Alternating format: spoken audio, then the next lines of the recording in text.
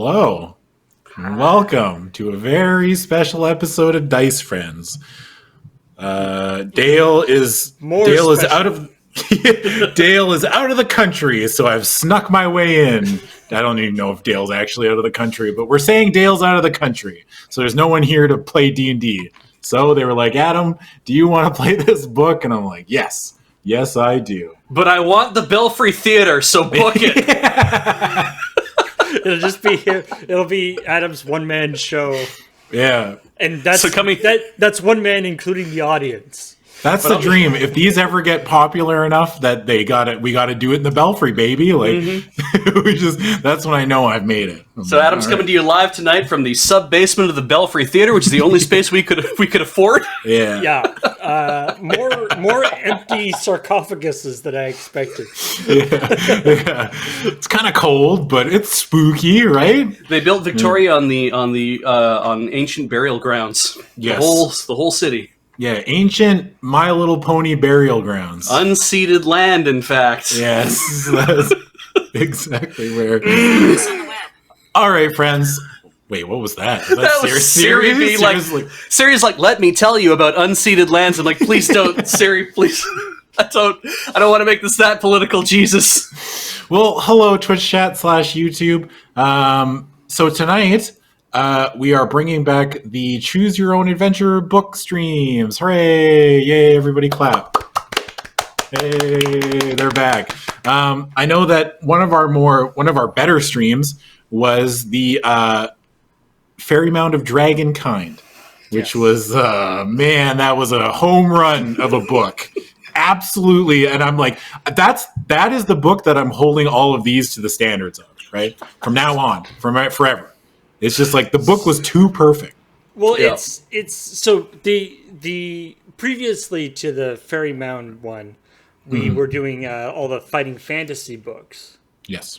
And that one was this different style, this Catacombs, which they only made 4 of them. Yeah. Oh. And we have PDFs of all 4. So who knows? We may do. I haven't looked at the other 2 thoroughly. I grazed over because originally I wanted to do Gnomes 100 Dragons 0. Yeah. For the name alone. But it looks needlessly complicated. Oh. Because there's like a machine you have to make. Yeah. I guess, for whatever reason, like at some point, and I looked and there was just a bunch of graphs and like diagrams. I was like, nah, I checked out. I was like, no, that's enough. I'm all done, man. Yeah. No, I'm not some sort of electrical engineer. Yeah, bring the machine. Yes! I feel like needlessly complicated might be a recurring theme with these.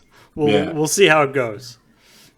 So yeah, tonight, before we get started, before I go into the book and everything else, this stream is brought to you by our friends at wormwoodgaming.com. If you use the code wormwoodgaming, I'm behind it. Okay, there we go. If you use the code LRR, you get free shipping to anywhere in North America. Or it's just US, right? US? Yes. Anywhere in the US, you get free shipping. Everywhere else, use the code LRR World for $10 off of your shipping.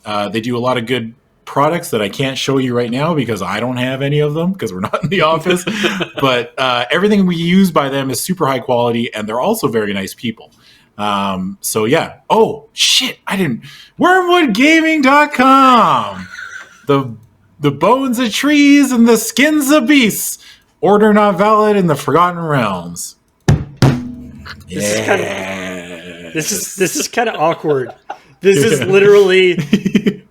This is actually a Forgotten Realms book, by the way. Yes. Yeah. It takes place in Waterdeep.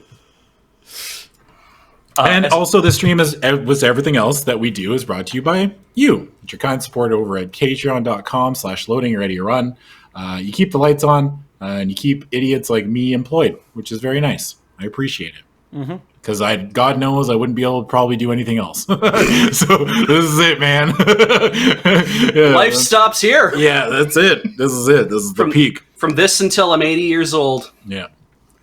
Then I have 40 more years after that. Oh, and store.LoadingReadyRun if you're interested in buying merchandise, because we do have some excellent Wormwood goods that have been personalized for Loading Ready Run fans. So you can buy yourself a Wormwood dice vault. which is the nice wooden magnetic ones that they have that can hold a whole bunch of polyhedral dice. You can also buy the wormwood constructed rolling trays. We have not like for your you can use them for your if you're into that kind of thing, but no, it's more for rolling your dice in. And we have those in cherry and black walnut right now. I do like your support at Patreon is keeping me out of one of those coffins you see in the background. So, or in it, maybe. I don't know. Maybe. Unless it would be funny if you were in the coffin. Yeah. So, let's get started. I want to get going on this because this is going to be a long one. Okay, so the book we're playing today is called Night of the Living Dead. It's a joke. See the way that it's spelled. Night. Yeah. Night. So hopefully it'll be big enough over here for you folks to read it, or at least. Do you get it, Twitch chat? Do you understand the joke? I had to explain it to Beej. So it's like, oh, it's a knight who is from the living dead. Yeah, right. But it's a pun. It's a pun, right? It's a pun. Yeah, okay. It's a play on words. Thank you. Yeah. All right. So there's a long intro that we got to go through. We don't really make a character. But I will pick the character afterwards. I have two choices to make. Combat's way simpler than it is in the Fighting Fantasy books. This is all done with a D12. And they tell me all my combat stats after I pick my character and stuff like that. Oh, cool. So, all right. Introduction. Everybody close your eyes and just go on this journey with me. Mm. The watchers on the city walls did not see the dead. Although 2 miles off and marching closer, the dead army aroused no alarm. Guardsmen shivered in scale mail on the battlements of Castle Waterdeep. They huddled over bewitched torches that no wind could extinguish, cursed the winter weather, but raised no cry. None, that is, except, half on from 11, all's well. It was 11:30 in Waterdeep, that great coastal metropolis. Proof against attack for centuries, it now slept soundly. Half an hour from ruin, the bored sergeant answered, all's well, keep on. In silence, the dead kept on. Keep trucking. Now and then, wow, truly the heroes of this story. Yeah.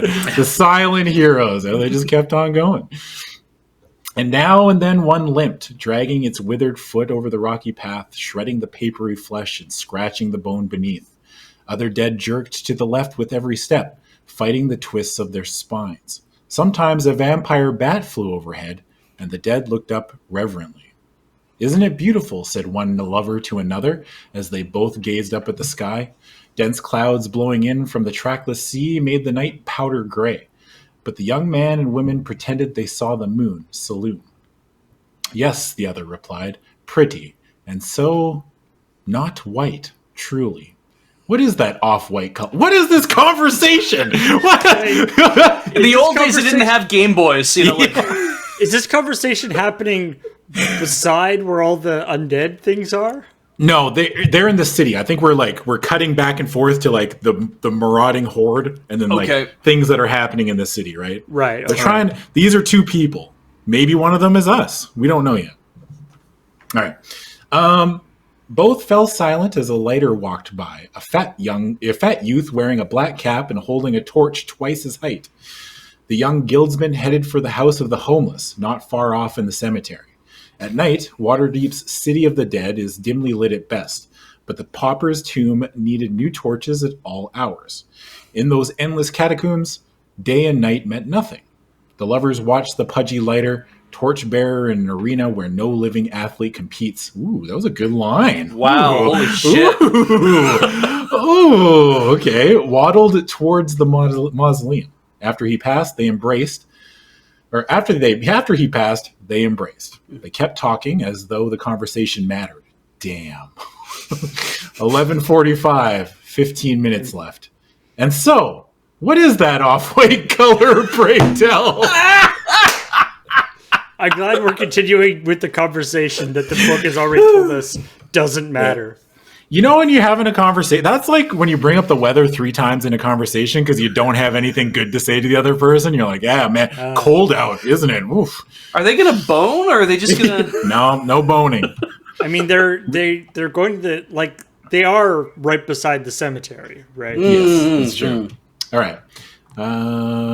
Which is a mile apparently away the now. makeout spot. A mile away now, the dead reached torchlight. It showed the pallor of off-white skin stretched drum tight over rib cages, dry, sunken eyes squinting in the light, and teeth smiling perpetually without gums or lips to mask them. Among the flesh eaters, one had gone mad.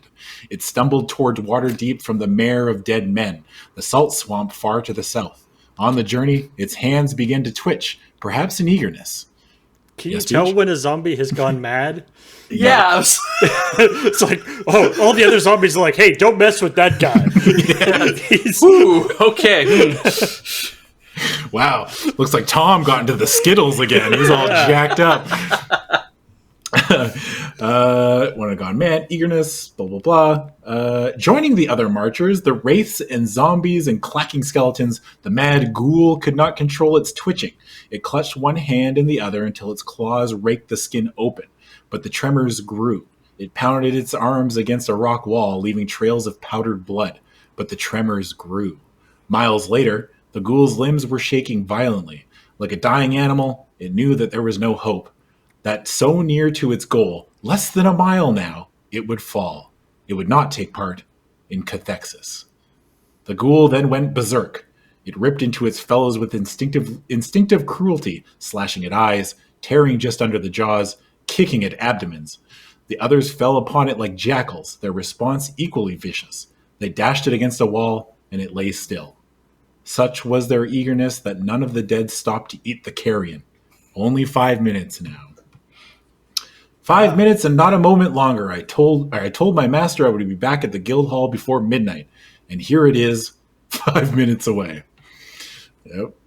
The lovers huddled closer as they walked. The crypts in the city of the dead could not block the biting wind. They wandered towards the lights around Agarian's statue. I just wish we... The man started back. Look out!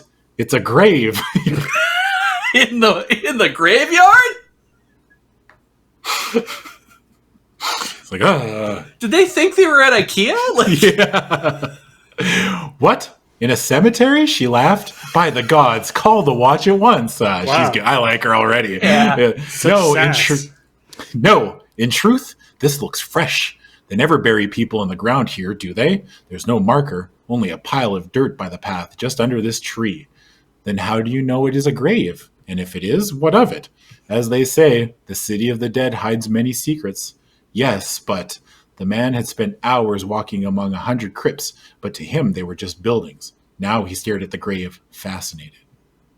Come now, the woman said, pulling him down the path. In the torchlight at the base of the monument, they kissed. He thought his love could never weaken. 2 minutes until midnight. The lovers walked slowly towards the gate to the gray street called the Coffin March. On the path ahead, near the entrance to the house of the homeless, lay a pile of cloth. They neared it, and both realized, with such suddenness that they felt almost calm, that this was the lighter, the stout boy with the black cap. He lay motionless, except for the rhythm of his slow breathing. His cap lay to one side, and the torch was gone. The woman knelt beside him. Assaulted? The man asked. No, she began, and then she looked up and stopped. From the crypt wall billowed a cloud of gray smoke, thick in the doorway, and rapidly thinning to invisibility as it approached them. The smoke seeped through the crypt wall, spread like an oil across the path, floated as high as the leafless trees, and moved deliberately, the word came to the woman unbidden, towards the gates to the city. Yeah. All right. From the torchlit tunnels beneath the mausoleum, the armies of the dead moved deliberately towards the surface. Those who could think barely controlled their excitement. Now, they thought. Now, life, destruction, vengeance, cathexis. Everything is exactly right. Something is wrong, the woman thought. She and the man stepped back as the smoky vapor approached, and the thought nagged at her. What is wrong here? Then she There's knew a it. guy dead on the ground, right? Yeah. Yeah. Well, he's not dead. The kid's still breathing. Yeah. The kid's alive. Then she knew it. The wind was blowing in off the harbor in icy gusts. Yet this smoke drifted rapidly toward the buildings below, against the wind.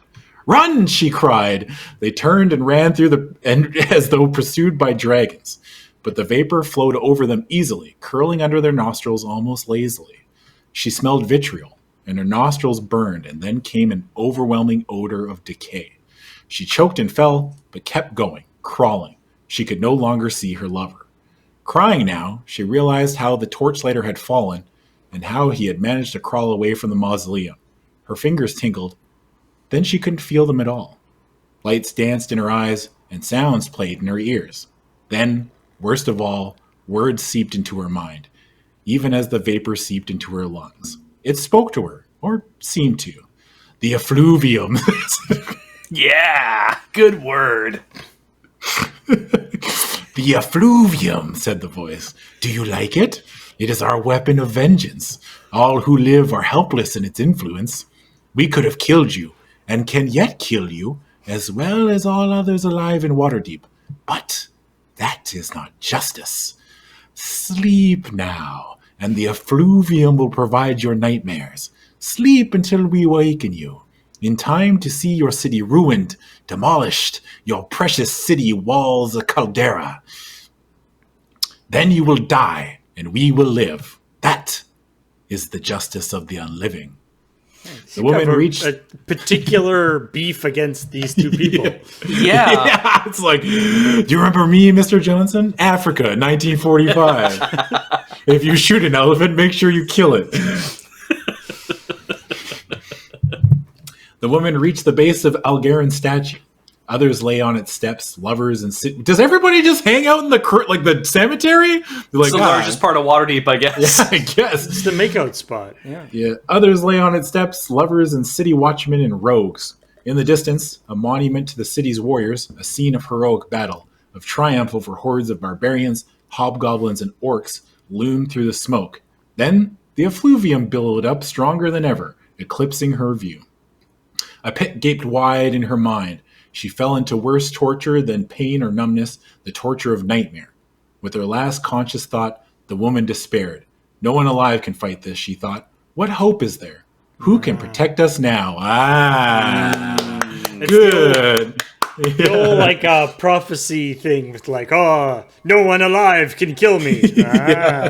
No man can kill me, and then takes off the helmet. Yeah. All right. This is a long intro. All right, Settle in, kids. Life is gone, death not yet come, and so you wait. You cannot taste the dirt that clogs your throat. You barely... The horn honks. You barely feel the moist trails that worms coil around your fingers. With no coffin to shelter this unliving burial, you cannot move to hear the rustle of leathery skin against armor, nor smell the root-choked earth in your nostrils. Yet you sense life above you, envied, precious life. You sense the light, rapid footfalls of children, lovers on strolls, the halting gait of city elders. You yearn for the life pulsing in their veins. Even the grass over your shallow grave seems to throb with life. It's vaguely sexual. Farther above, their spirits, their life spirits shining in your awareness like fireflies, birds soar. But below them, half a ton of earth weighing on your chest, you suffocate and wait. Sorry, I like the life of the birds was like fireflies. It's just like that you had a thing that was already flying. Yeah. We need two flying things. Okay. In the first weeks of your burial, you learn to adjust time. You speed your perceptions so that sparrows slide forward in midair as though swimming, and you have long moments to savor their every heartbeat.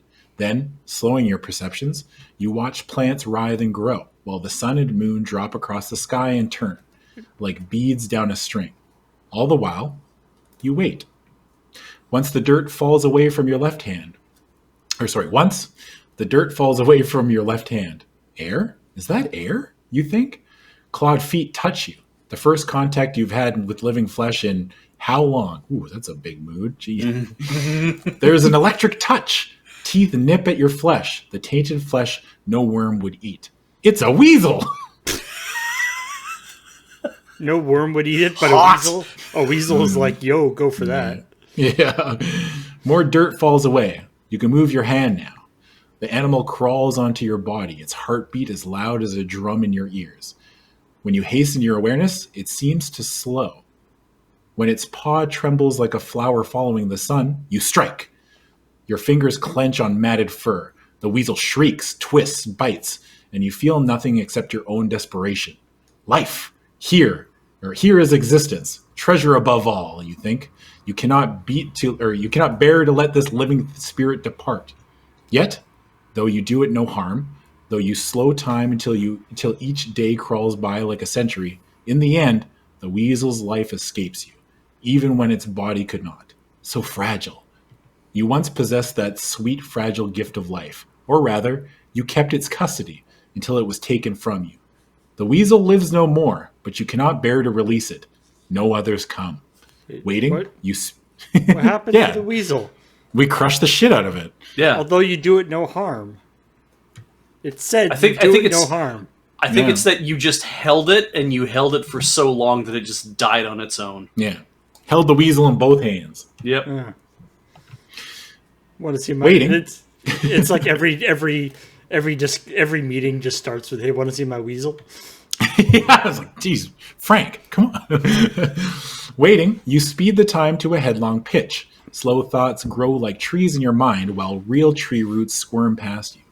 Groundwater, seeping down from seasonal rainfall, hits your undecaying flesh, and you feel the impact like hard rain. You note distantly that the weasel is now only a skeleton. And then the weasel speaks to you. Sweet. Quiet, quiet down here, isn't it? Remarkably, you feel no surprise. So, you think, here it is at last. The darkness, the suffocating closeness of the earth, the endless solitude and paralysis, the constant thirst for a breath of fresh air. At last, these tortures have twisted your mind upon itself. Your own subconscious mind speaks. It's fearsome to think how easily your spirit, disciplined for decades in a great cause, shatters after the isolation of, what, 5 years? 1 year? You try to recall the nature of the great cause, or of that great cause. You can ignore me, says the weasel, but I don't see what good it will do. This is madness. It's your wisecracking sidekick. Yeah. This is madness. And yet, why not give in to the madness and talk to yourself? Why should half a ruined temple stand apart from the other? You mean to speak, but soil traps your tongue. It does not matter, for thought serves as speech. What are you, you ask? Just a weasel. How can you speak? I don't. You just make me talk in your mind. I guess everyone needs a friend. I cannot believe that my mind would speak so. This is magic. Maybe so, says the weasel. Maybe some of your magic seeped into me. Does it matter? Magic Zombie of being mine? like, "I don't believe in magic." Yeah. Magic of mine? Sure. It imitates what you were in life. You must have known you have it. The magic of the undead. So here it is, you reflect again. You avoided thinking the word for so long. How you loathed them. Vampires, ghouls, ghosts, zombies, all the rest. Most feared of monsters, animate corpses and hideous spirits, travesties of life. Now you lie with their silent legions. You, their lifelong foe, are now one of the undead. Numb with horror, you rein in your coursing thoughts. Perhaps you can slow your perceptions and avoid facing the truth. But no. Clouds and stars hurtle across the sky like meteors, yet you only draw out the torment.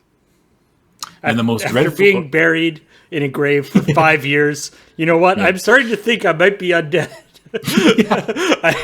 I don't want to jump to any conclusions here. And the most dreadful torture of not knowing why. How did it happen? You scream silently to the weasel, to anyone. Don't remember, eh? You do not. The past hangs there, fog-like, just out of reach. Does your amnesia spring from the trauma of death, or from your own mind's refusal to confront its behavior? Perhaps some curse has driven away memory, the same curse that keeps your own death at bay. You must be the toy of some malicious deity. Yes, a deity. There was a god.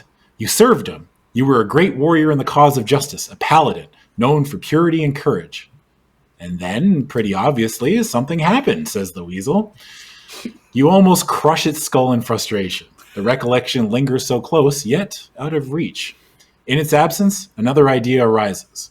You could pull the skull to your neck, saw away with its sharp teeth. Dare you end this unlife of yours? Would it even work? Give it a try, says the weasel. Couldn't hurt. How many days flash by above while you muster your courage? Even in your slowed perceptions, your hand inches up unbearably slowly. For a moment, you experience a stream of sensation, faces and sounds, but you dismiss it as hallucination. Now, you dig at the dirt, and the skull's teeth scrape on your breastplate, over your collarbone. You dig away the dirt, and now your neck. The earth on your chest tightens. In your clogged ears, you hear a trumpet-like blare urging you up, up. Like a wakened sleeper, you start in surprise, and your senses slip back to a normal time, your senses slip back to a normal time rate. The dirt of the grave is lifting away. Dust falls on your dry cheeks. At last, your long wait nears an end. All right. Holy crap. Yep. That could have been just like, you're dead. Yes. Here's a weasel. Yeah. You're dead. Here's your weasel. Dude, that was the definition of, that was word soup. Oh, that was, oof, man. Okay, so your character, we play a paladin, a warrior of night in the cause of good, who has somehow joined the ranks of the undead. You do not remember how this happened or anything in your past life.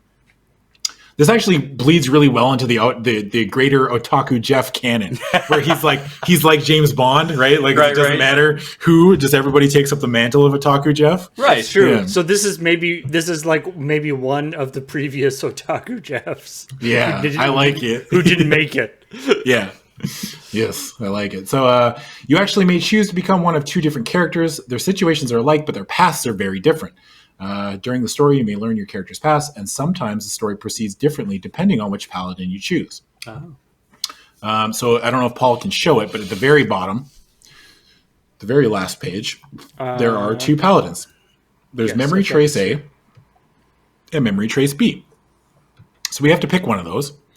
I'm partial to B. Do we have anything to go on? Like, you just basically have like what weapon they have. Yep, that's pretty much it. That's all we got going for us is one of them. One of them is a little bit better at combat. Like if you look at B strikes on a roll of 7 or less, inflicts 8 points of damage, and has 40 hit points. 40 unlife points, sorry. The other one strikes on a roll of 8 or less. I don't know what advantage he has. More chance to strike, but less damage done, right? I think that's the idea, because if you can roll 8 or less... Oh, yeah, you're right. Yeah, you have a better chance to hit, but you'll do less damage. Yeah.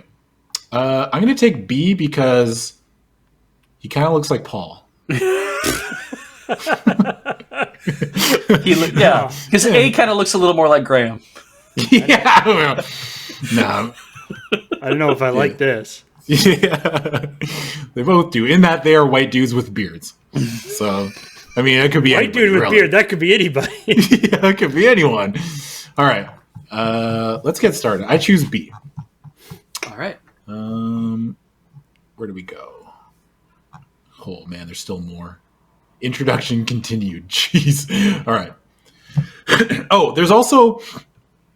there is a time mechanic in this game, but we are going to ignore that, Twitch chat. We are just going to play the book. There's like you have 24 hours basically to find 12 pieces of a staff. Wow. And the only time passes is when you change districts in Waterdeep, but I'm just not dealing with it. And also I don't want to get to like, maybe we spend 3 hours getting to 10 pieces of this stupid staff found and then time runs out. We're like, oh, right. Cool. Yeah. So we're just going to read through this book and play through it and not really worry about it. That's so many pieces. Yeah, it's a lot of pieces. Like if you look on the character sheet, look at the staff of Waterdeep and there's just like, look at all those pieces. Oh man. Splitting a staff into just 12. It just seems like an excessive number of pieces to split a staff into. Yeah. All right. So, deep hollow cracks resound about you. Tree roots, as big around as your arm, snap like the wings of birds. Earth flies up in a mass, and you feel vertigo while gravity bends. You rise from your grave. I was just playing that game like a couple weeks ago. Man, so good. All right. Armor clinking and joints creaking. But why can't you see anything? Is it dark, or have you gone blind? Clutched tightly in your fist, the weasel skull murmurs, "You've got dirt in your eyes." Oh, It's your buddy. Of course. As magical energies deposit you on a bed of soft grass, you reach up with your free hand. Gloved fingers scrape dust from your dry eyeballs. You look up to see a cloudy sky, a leafless oak, and a lich! You shy back in horror. A lich, a skeletal wizard sustained by necromantic sorcery, most evil and powerful of the undead. And you have no sword, no weapon at all. How will you destroy such a monster? While you lie frozen in fear, the lich gestures with its desiccated arms. Magical words echo in your mind as though you hear the mage chant them.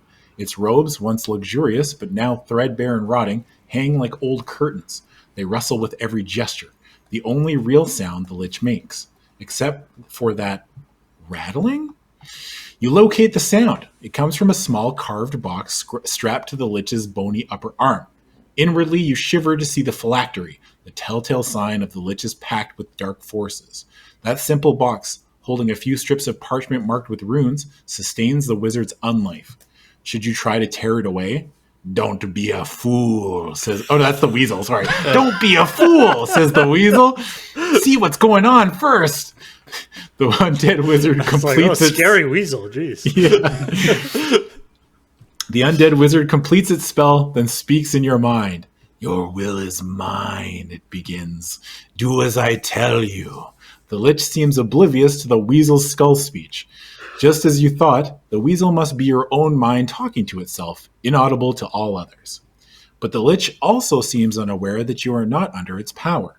Though you are undead, you have not fallen into undeath's evil grasp. You still long to fight the lich. You could, even now, launch an attack on it. Yep. But such a foolhardy lunge without weapons would mean your instant destruction. Better not let the mage think it controls you, whispers the weasel. Maybe it'll say something you can use to kill it. Yeah. Like its true name, its Christian name. Secret weasel. Yeah. The lich hears none of this. You are in the cemetery of the city of Waterdeep, it says, the graveyard called the City of the Dead. It is winter solstice in the year of the prince. It's so specific. Yep. I love how specific. It's winter solstice. It's nice. We're making snowmen. Set your clocks 1 hour ahead. Oh. How long have you lain below? You remember nothing. I am called Abraxa, the lich continues. I have raised you to serve me. Not long ago, I attempted to secure a magical weapon known as the Staff of Waterdeep. In touching it, I triggered its defensive enchantment. It broke apart into its 12 components, and those pieces flew across the city, returning to the points of their construction. They have reverted to their original forms, and I don't know why he's talking like Strong Bad. Yeah.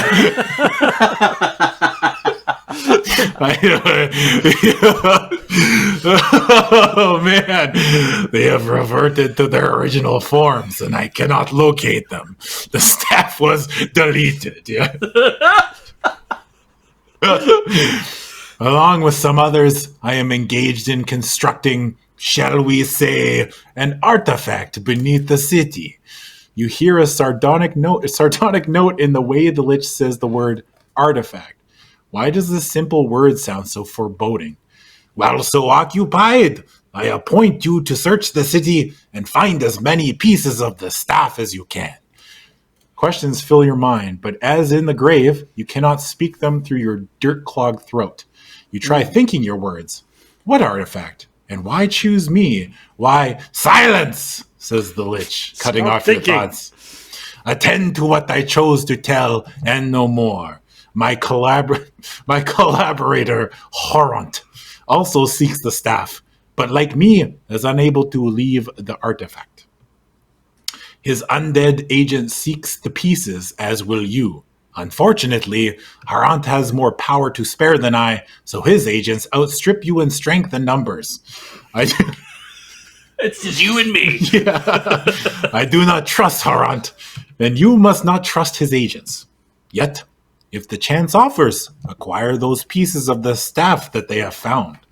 I believe Harant has already secured some of the pieces, so you cannot gain them all. But the more you find, the better you serve me. I'm just trying to imagine, like, in a typical D&D thing, like trying to explain this to like a normal D&D zombie. Like, okay, you need to go get this thing, but be careful about this guy. And there's also these guys over here. Now, if you see them, they may be dangerous, but if you can get the pieces, and then he's just like, just walks into a tree. Okay, I feel like I'm confusing you with too much backstory here. Bewilderment exceeds hatred in your mind. You feel compelled to ask, but how can these undead wander the streets of the living? The Lich sounds amused. Look around you. You look. Bare trees and shrubs, marble crypts, wide walkways of mortared brick. You find you recognize the city of the dead. But what is that gas? Clouds of vapor curl as though alive, even permeating the walls of crypts. The effluvium, says Abraxa the Lich, a magical gas that now sweeps over the city, sending all who live into nightmarish sleep. While they slumber, our legions ransack their homes for every magical possession. These items power our construct far below. So he vaped the entire city of Waterdeep. Yeah. He's like, Waterdeep, I believe, is the biggest city in the world. Yes, that's basically like they took out New York completely. Yep. Everybody is asleep, yep. And they're going just ransacking everybody's house and taking their stuff. I'm gonna take your +1 magic swords. Not those. It took me a lifetime to get one of those. Do they have any sugar? But you have never heard of such magic, and your mind reels. But if you can do this, what more could you desire? What can your artifact give you that this powerful sorcery cannot? Life, and death. The unliving for 1,000 miles around, perhaps 10,000, approach Waterdeep to join us. We offer the ultimate reward and utmost revenge upon the living. In one stroke, we gain true life, and in the same moment, we destroy the city. I don't know. He's a madman. Yeah. I don't know why he talks like it, but I like this Lich already. For the first time, the Lich's words ring with passion. Awestruck, you realize that this monster is quite insane, and yet you believe, without question, that it speaks the truth. The Lich continues, but the Staff of Waterdeep holds the power to destroy our plan. Serve me well, bring me the pieces of the staff, and you, too, may return to life. Have you a fonder wish? As if in reply, your chest burns more strongly with the need to draw a breath.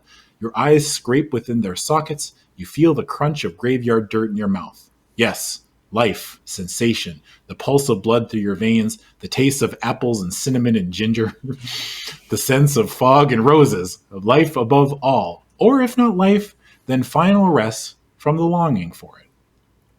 You cannot take part in the Lich's plan, whatever the reward. To you, a paladin, turning to evil is a worse and more final torment than undeath.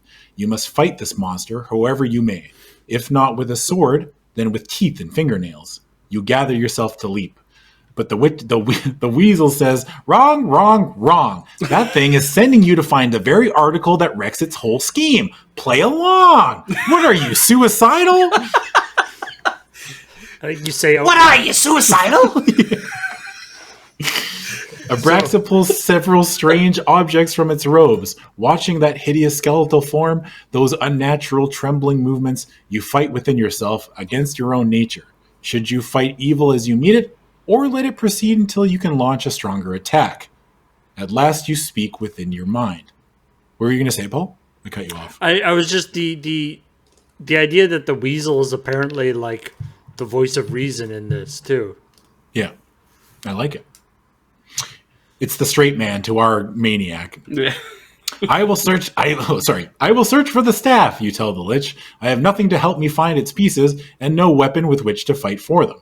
But I swear to pursue my mission to its end, or die the final death in the attempt. Well, I really I was like, yes. The That's the kind of shit. It's like the Lich is like, yeah, I'm a Lich and I control the undead. You have to do what I say. You don't have to, It's the kind of shit that you, like, say to your loyalty. Managers, right? Yeah. You're like, yeah, no, I can totally do that job for you. I don't have any tools and you haven't trained me how to do it, but I promise I'm going to do it properly. Yeah. It's like a job interview. It's like, Yeah. I'll do absolutely anything. You ever done this? Yeah, dozens of times. Yeah.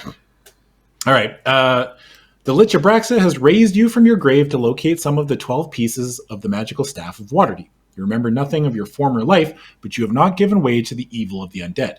Yes, you search for the staff, to use it to defeat the Lich and prevent the destruction of the city of Waterdeep.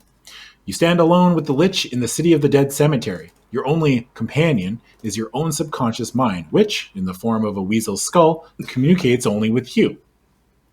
These will aid your search, the Lich says in your mind. The monster rests a heavy broadsword point first in the dirt by your grave, while its other hand holds up a shrunken head. This cerebricule, This cerebricule will locate and analyze magical energies, says the Lich, indicating the shrunken head. It is most valuable. If you endanger it, you will suffer my wrath. You reluctantly take the cerebricule by its wisp of hair. Is it alive? You ask, examining its wrinkled, dried apple skin. Not enough to matter. You've transitioned away from strong bad now. I don't know what you are, but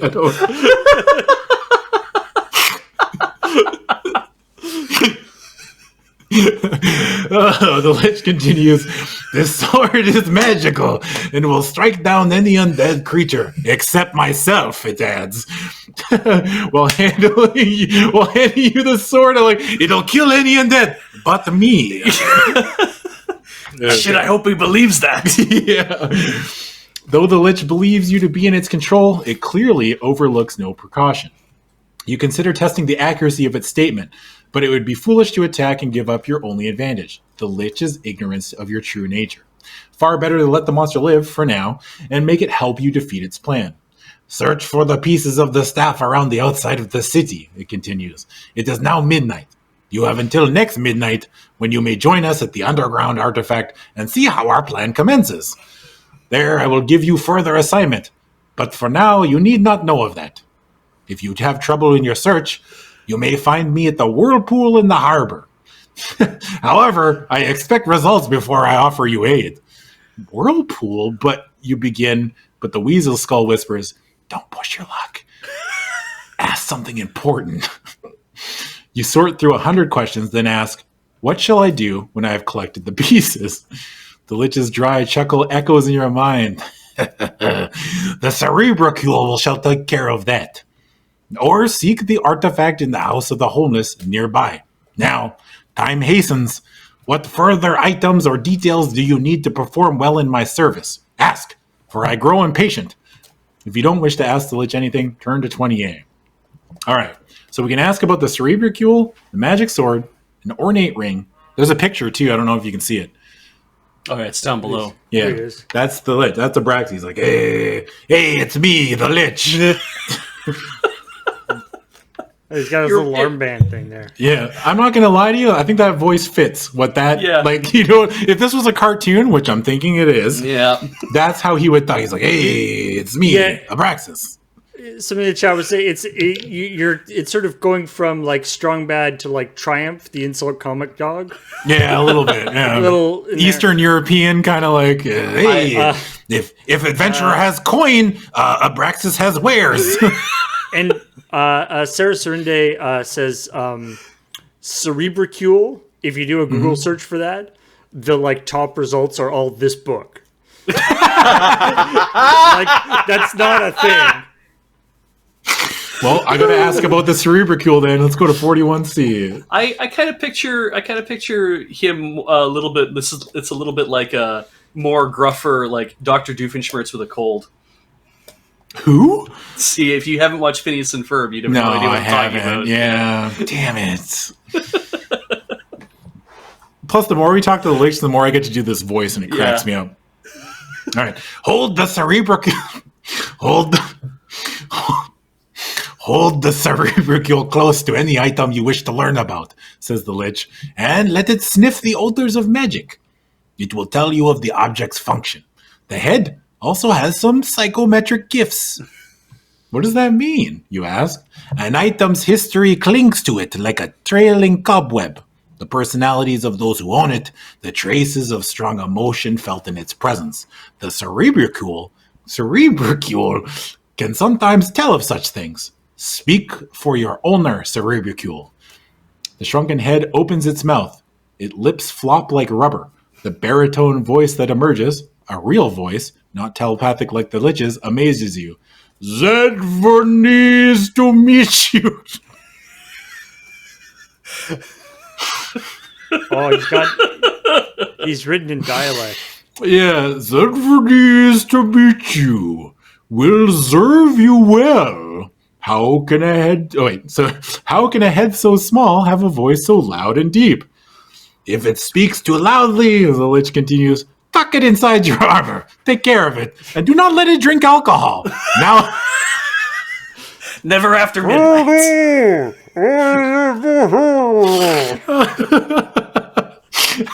now I must go. All right.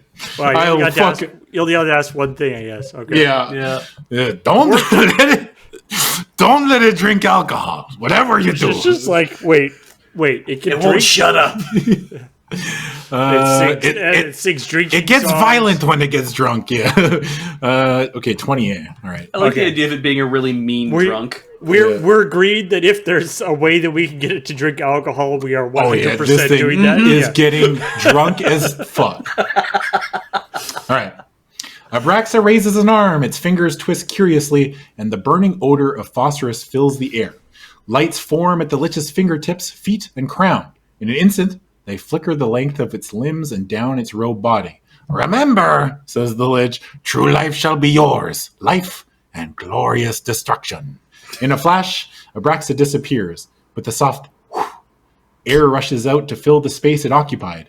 You stand alone. A cool breeze blows in from the harbor, driving the dust from your hair.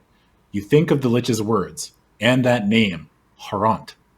It rings in your mind, triggering a memory from your former life. Read the first section of your memory trace. When you are done, return here. All right, so our first memory trace is 158D. Okay, you're going to go all the way down. First memory. Harant. You ventured down beneath the ruins of an ancient castle, seeking what? A beautiful woman beside you, wearing a medallion with the sign of a gauntlet. Others behind, a muscular thug, a bearded man in robes, and a short, silent one, barefoot, dim in the shadows. They're dead now. Harant. Harant killed them. So we had a party, right? Yeah. A halfling. A halfling who was a rogue. Mm-hmm. A big, thick thug. All right. Midnight, the Lich said. You look around, noticing that you can see as well now as in a... Has anyone stopped to think that isn't someone in Waterdeep be like, what the fuck is that? And you're like a zombie walking around, like, just looking. Everyone's asleep, right? Oh, right. Everyone's asleep. Yeah, we put the whole... We One of those, conveniently it's put... one of those convenient things where it's like, we don't want to, like, you know, in video games where it's like, oh, the city is abandoned for some reason. Yeah. We don't want to do a lot of character animation. Weird. All right. You look around, noticing that you can see as well now as in daylight. You can exist without food, drink, sleep, or even air. You have 24 hours to stop the Liches before they destroy Waterdeep, and you suspect you will need every second. Alone against a city of undead, you say to yourself. No memory, no life. For weapons, one sword and a shrunken head. And a weasel. Don't forget your boon companion here, says the weasel. Anything better to do than get started? Or should we stand around moaning a while longer? You wonder whether tossing away the skull would silence your subconscious voice. In the same moment, you realize that, however sarcastic the weasel is, you like its company. Tucking the weasel's skull and the shrunken head inside your armor, you walk away from your grave. The city of the dead stretches before you, and Waterdeep beyond it. Somewhere out there, you say to yourself, somewhere are 12 pieces of the staff of Waterdeep. 12 dust motes in a desert. If the Lich couldn't find them, how shall I? Stuff and nonsense, says the Weasel's skull. Yeah. You haven't even tried yet. What's the head for, anyway? Obviously, the cerebricule can be no help, or the Lich would have used it to find the staff.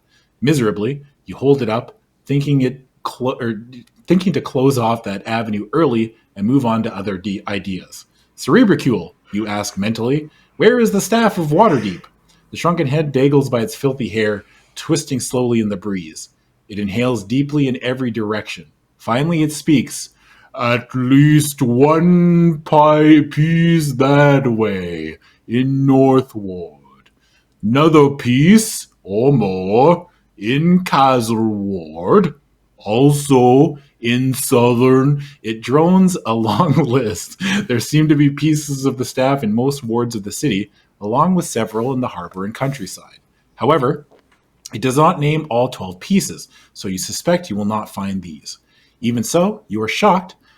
You should swear an oath if you could recall whom you once swore by. Head, you ask. Good. Yes, please. If you know where the pieces are, why did you not tell your owner, the Lich? Pieces only detectable to those good at heart. Good heart uses me, I talk. Part of enchantment guarding them. Very powerful spell. Wow. Wow. This Lich really lucked out in ending up with an undead who's good of heart. Yeah. Amazing, you think. The weasel murmurs. Good thing the little monster didn't speak up while Abraxa was around. Well, then, you aren't an absolute disaster yet. Where do you start? Do we begin our mission by exploring the City of the Dead, or by looking out on Waterdeep itself? This is there's such like a video game feel to this. Like Yeah. it's like you got like your little companion that like gives you hints. You've got like the head thing that you can use to identify stuff. You've got Yeah. 12 things you have to get that are in like 12 different areas of the city. Like it's a very kind of video game setup. I don't think like hanging out here isn't going to. I don't think they didn't mention this area specifically, right? Yeah. As having a piece. So I'm Exactly. just going to go to Waterdeep itself. Let's go to 82A. If there's a piece here and the Lich like Yeah. he's like, oh yeah, I was here the whole time. There's one over there. I just haven't got it. Man, every time I scroll by some of the art in this book, I'm just like, oh, yes. Can't wait to get there. Yeah, I hope we get to some of these pictures. All right, Waterdeep, City of Splendors, City of 1,000 Years, Center of Art and Commerce in the Forgotten Realms, most prosperous on the continent of Faerun, leader in fashion, trader in 1,000 wares, the envy of all, the servitor of none. Home to well over 100,000 men and women and children, humans and elves and halflings. Home to merchants, artisans, wizards, moneylenders, scholars, guildsmen of every profession and persuasion, lords, ladies, gentry, thieves, peasants, princes, every character known throughout civilization. Waterdeep, jewel of the north. And now the walking dead shuffling through its streets, unchecked like ants on a carcass.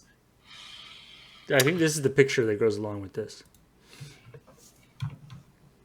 Waterdeep, city of splendor, jewel of the north.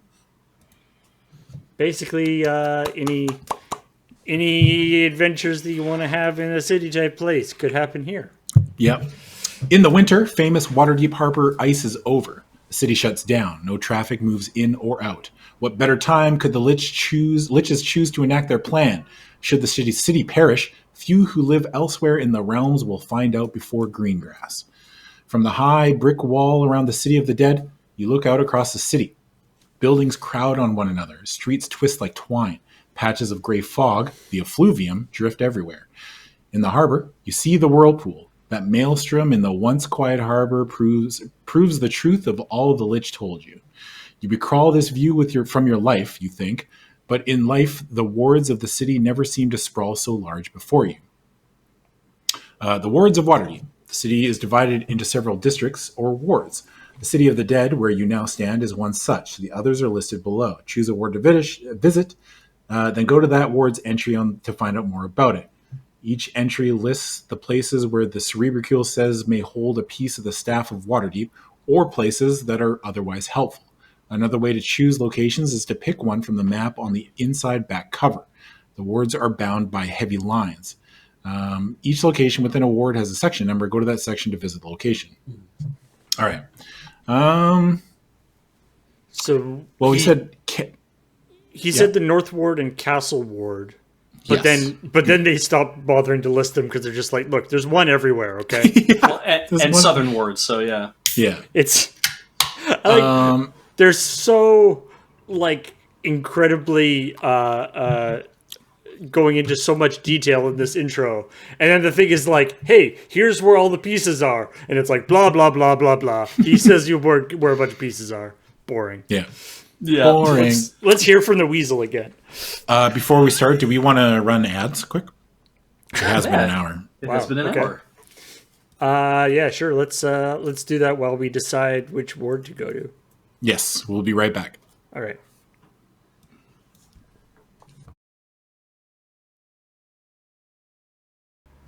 Hello, welcome back. We're here, and I have to make a decision. I think I want to go to the C ward. Okay. C ward. Because it wasn't mentioned, and it just, I don't know, could be good. Yeah. And also, maybe we'll like end up. I mean, I've seen some of the pictures to this. There is one picture with a dolphin and some weird troglodytes, and I want to get there. Nice. And I think that this is the best way to do it. So we're going to the C ward. Gotta watch. The C. We're going to the C word. Yeah, don't say the C word.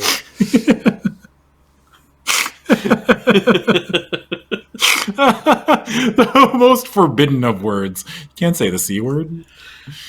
All right. Where are we going? 78B? Oh, it's not even that far away. I like that would be a neat thing. That'd be cool if it was like every page in the book is like a mile that you have to travel. Yeah. Oh, God. In C ward, you can find the most lavish homes, the most fashionable temples, the most eccentric wizards. Not all who live here are noble, but nearby all are wealthy. This is the ward for those who have had the bad taste to earn riches in their own lifetimes. In contrast to the nobility of North Ward, whose money grubbing is comfortably past. Although you would have thought that such wealth must include many powerful magic items, as well as pieces of the Staff of Waterdeep, the Cerebicule inhales and says, "No good, no staff here." Then the homes of the great wizards Tesselar and Nain and others hold no interest for the shrunken head. Evidently, they were among the first looted by the undead armies. Did they just give me this option to tell me no? Wow.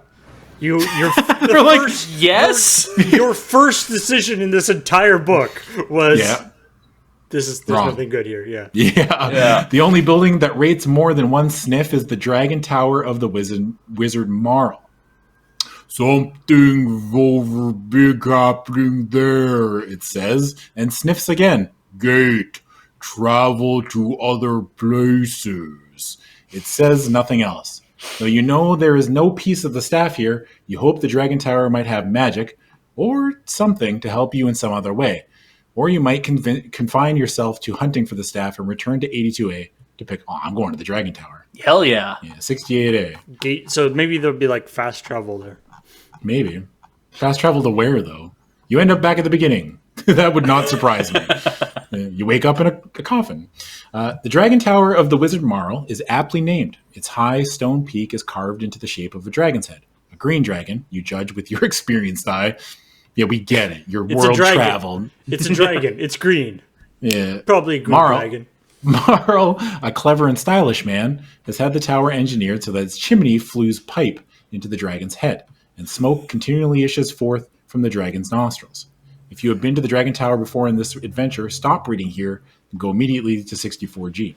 If this is the first time you've been here in this adventure, keep reading. 13 narrow, steep steps lead up to the tower's main door, about 10 feet up the tower's wall. The heavy wooden door, with a foot-wide steel knocking ring upon it, is still in place. No undead has managed to penetrate its defenses. Yet. But at least one tried. On the steps lie two men. Rather, two corpses that had been men. One is unmistakably a zombie, the dirt of its grave still fresh upon its clothes and skin. Its skull has been crushed by blows from a heavy instrument. Mere feet away lies the other corpse, a guard. Heavily armored, he must have been fearsome in life. In death, he still holds the morning star with which he must have destroyed the zombie. How had he remained awake with the effluvium washing over the city? Or had this zombie attacked before the effluvium was released?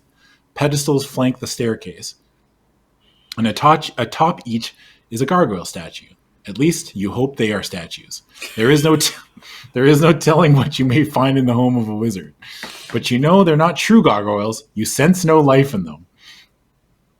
On the railing to your right, a cat, ordinary, living, lies unconscious, felled by the effluvium. Overhead, perhaps hoping to feed on it, flies a bat. A vampire bat, of course. It circles and circles, not descending. You may leave, or, if you wish, go to 86E, or you may look around. Well, I'm going to look at the cat. Yeah, look at the cat. 47C. Kitty. All right, can you pet the cat? Can we pet the cat? 47C. Sleeping uneasily on the railing is an ordinary cat. Its collar bears a brass tag reading Frethian. Return tomorrow, Dragon Tower, Seaward. Frethian? Frethian. I've never heard that word before. You bring the emaciated head close to the cat. It starts to sneeze. You quickly take it away. Familiar, it says, and sneezes again. Does it breed contempt? The weasel Eskel asks. Will it awaken? Is it dangerous?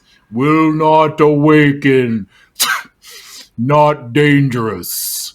Can you tell me more about its magic? The cerebricule tries sniffing again, but sneezes overcome it.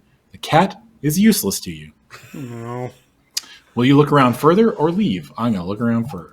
Do it, yeah. Exhaust every option. Yeah. 68A. I'm trying to drag every bit of content I can out of this book, kicking and screaming. Okay. So we're back here. I mean, you could... Does this mean that now that you have returned to the Dragon Tower, or... No, I'm still here. Like, it's not like I went very far. I took a step, looked at the cat, shoved the shrunken head in its face. I think that would be... I think that's moving to a different location, which is different than just looking at different stuff. Yeah. That's fair. Yeah. All right. I'll check out the guard, even though I was just in that area. 47B. Maybe you can, like, take his stuff. You approach the unliving guard, and with a scrape of metal armor on the stone steps, he rises gracefully to his feet. You have no time to feel surprised. You sense no life in the guard's body. As he rises, you get a good look at his face, and that reveals the answer to some questions. The guard is not alive and never was. Its features have never shown emotion. Its eyes never lighted with sentiment. It's a construct, says the weasel. Seaward's not zoned for these things, is it? He's breaking the law! Oh, man. Arrested for operating without a permit. Then there is no more time for your subconscious humor, let alone civic duty. You must dodge the murderous morning star that the construct is swinging right at you. The wizard Marl must have commanded the construct to attack anything that approached. Find the construct statistics in the I was just saying on break, I was like, I hope I never get in a fight. Yep. Too late now. Page 160. Conduct at least one round of combat. If at the end of the round you want to try calling a truce with the construct, go to 50D. If you try to escape, go to 86A. If you defeat the construct, go to 92E. Okay, so combat is pretty simple. We each roll a d12. That's pretty much it. And you have to roll under a certain number. We have to find the stats. Construct. So 160. Okay, so the construct hits on a 6 or less and does 9 damage and has 20 hit points. I hit on... What do I hit on? 7 or less, I think. 7 or less? No, Yeah. 8. I picked the other one, B. You pick B? Yeah, 7 or less, and I do 8 points of damage. So, I'm going to assume I go first because I'm the PC and I'm the hero of the story. So, whoop. 2. The 2 hits. Yeah, so that hits. I do 8 points of damage. Suck it. Yeah. The construct goes. 8. What is he? Misses. 6 or less. Yeah. Nice. All right. Good. Okay. So I could just get out, and I think I'm just going to try to kill it. Or you could try to go call a truce with him. Yeah, but I don't think the construct's going to listen. Fair enough. I'm going to keep fighting. Let's go at him. Hey. Excellent. I hit again. It's at 4 hit points. The construct rolls. Damn it. It hits me. It does. How much damage does it do? 9? 9. Oh my god, I only have 40 hit points. Okay, I'm at 31. All right. I'll hit here anyway, right? Combat. Oh. Perfect. All right, construct dies. Thrilling combat. Good stuff. Thanks. What page were we on? I had to... By the way, if you like the dice tray down there, 47B. buy it from the LoadingReadyRun store. Yeah, That's do the that. Cherrywood one. 41? 47B. Yeah, and if you win... I go to 92E. Yes, correct. Yeah. All right, let's go to 92E. 92E. Oh, you have unlife points. Not life points. Yeah. The construct is a worthy opponent, but it feels no emotion. You, driven by a desperate desire to save the city and its inhabitants, don't allow yourself to fail. Wow, we had conviction. The construct. You didn't believe. You definitely justified that to yourself. That thing's just a monster. It doesn't know. It has no feelings. It doesn't even love its children. Yeah. It's never kissed anyone. It's never hugged anybody. Yeah. My cause is just. Typical paladin, right? The construct collapses on your sword. No blood marks its passing. You search its body. You find a key at its belt. A key with a head shaped like a dragon's upper body and wings. The shrunken head shows no interest in it, but you find that the key fits into the lock on the Dragon Tower's door. What now? Dragon you wish to key turn the for key the Dragon Tower. We can enter the tower. I prefer to look around a little. No. Oh, you can go. You can mark this down and come back here to directly enter the tower whenever you want. Neat. That's cool. Did you want to look around more outside? No. Okay. No, I'm good. 129E. I don't need to look at anything else. I'm assuming that if you try to inspect the bat fucking bites you. And then if you try to inspect the other zombie, there's nothing on it, or the zombie fucking bites you. I'm assuming if you inspect the gargoyle thing, it comes to life and bites you. So if you inspect the torch, it bites you? Yeah. Okay, good. 129E? Is that what we said? This guy had a fixation on mouths and teeth. Yeah. You enter through the doorway and find yourself in a large antechamber or waiting room that is broad, round, and lighted by torches and wall sconces. The torches look like the ones outside. Wow, these just look like the torches outside. It's like Good thing I had to look at them. Yeah. Torches. These ones look like the ones we got back home. That's weird. Wow, look, the toilet flushes in the same direction. It's just like home.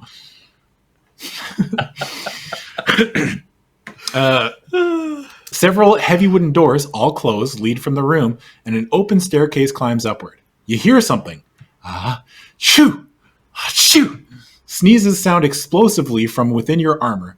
Much magic, complains the cerebricule. Too much smell everywhere. Achoo. I like him saying achoo out loud rather than sneezing. He's like, achoo. Think like the shrunken head is just is it Bluto from Labyrinth? I'm starting to think bad. I'm actually thinking it's like Grimm from The Great Adventures of Billy and Mandy.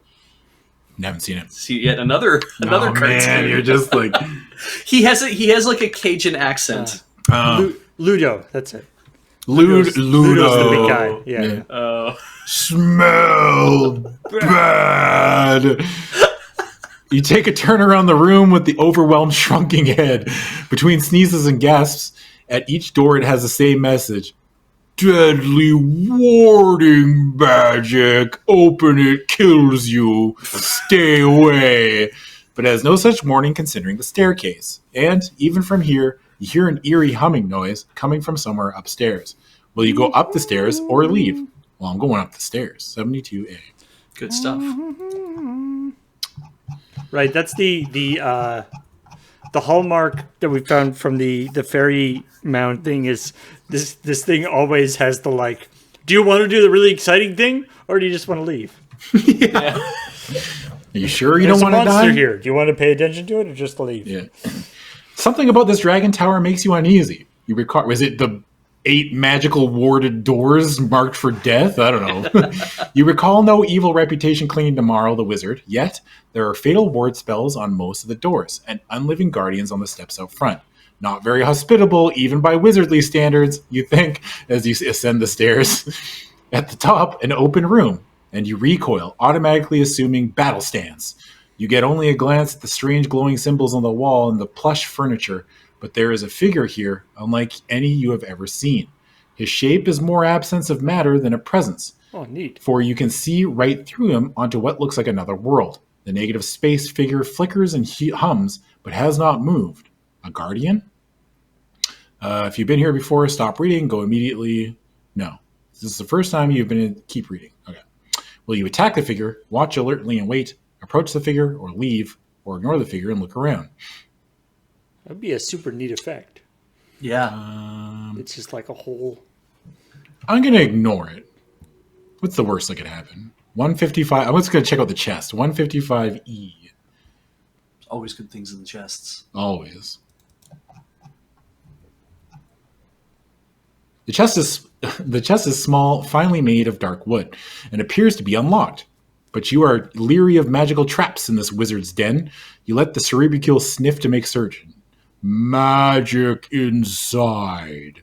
You ask if there are traps, and it replies, none magical. Not totally helpful. Will you open the chest or leave it? Well, I gotta open it now.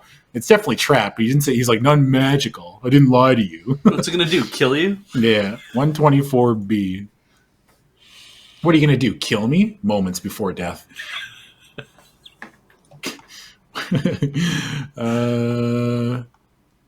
When you open the chest, you hear a faint snapping sound. Wham! You get hit full in the face with a coarse white powder. Inside your armor, your cerebicule coughs. After a tense moment, you decide you are not going to fall over, at least immediately, and you pull out the shrunken head. We're already dead. We don't breathe. Yeah, We're exactly. immune to air. Yep. Yeah. Achoo! Ka-choo! Coughs the head. Poison's no good. Surprisingly, you relax. As an undead, you feel no effect of poison. Tricky. That trap was not magical. You examine the interior of the chest. Inside is a small opalescent gem set in gold on a slender gold chain. Its glow marks it as magical. Protects against damage, says the cerebicule. I picture this as just Andre the Giant's shrunken head. So just like a normal size head? Yeah, it's like a normal head. It's just like really big.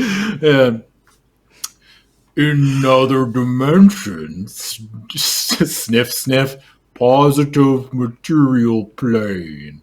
Oh boy, says the weasel. Just what I've always wanted. Now, why would Merrill need? Your eyes go back to the gate where you see bright whirling lights. The positive material plane. You may take the amulet if you wish. It counts as a possession. I take it. I can step through the portal, or I can keep looking around.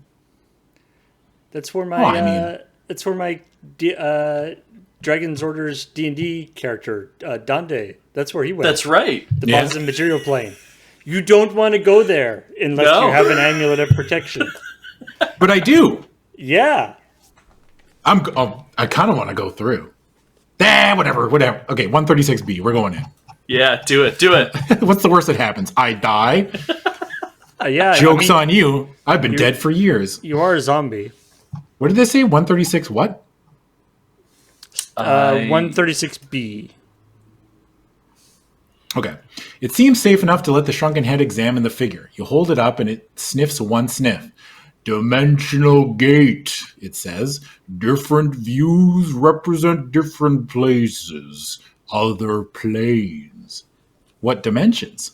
The cerebicule sniffs for a long time, while the views through the portal change in steady repetition. Dunno.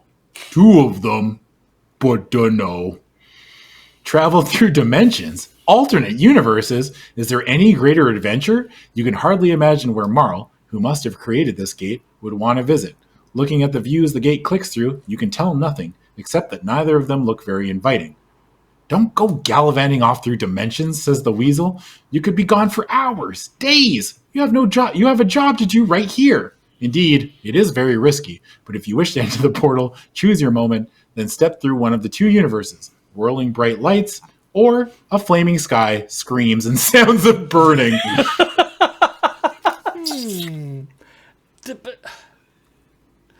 Like, the thing is, like, oh, here's Waterdeep, the biggest city in the world.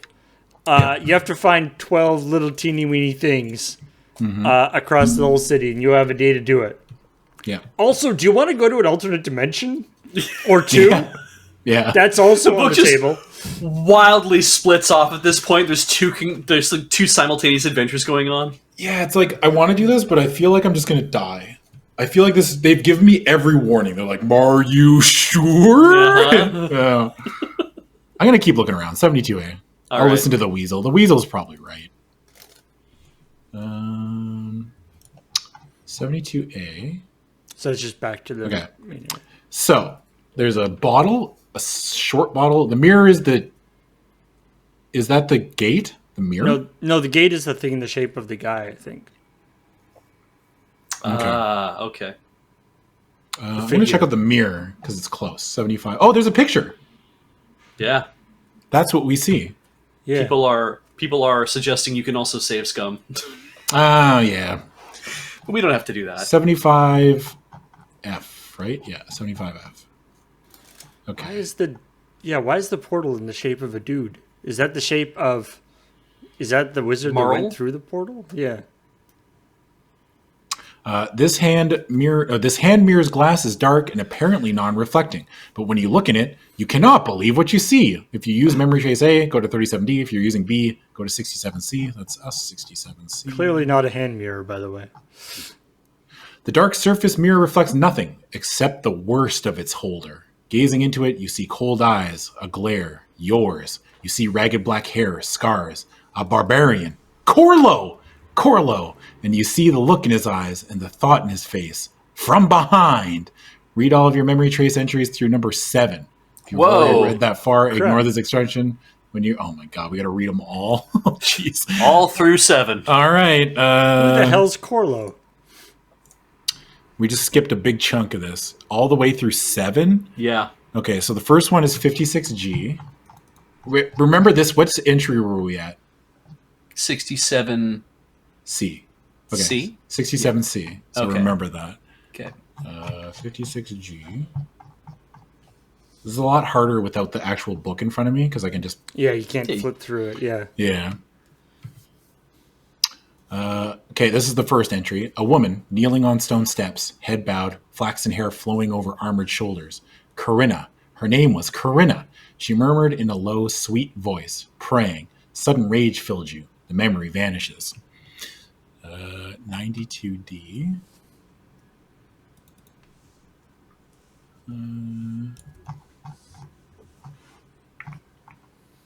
That's too far. Okay. Falling.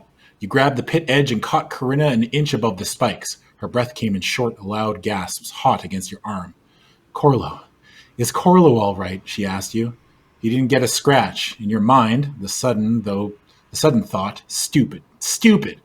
If anything still dwells in this ruin, it's sure to find us now. Should have taken the left path as I wanted, but precious Corlo. The memory slips away. 147F.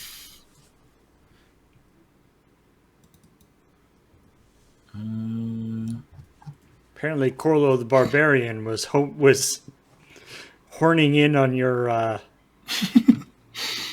whatever your love interest you had. Damsel in distress or whatever you're trying to do. The sword bit deep. No blood, of course. Now to head back to the others. You turned, but you stumbled on a skull. Staggering to the temple doorway, you heard... ... That's right. It. And then 92C. We were just there. Why are you making us go all the way?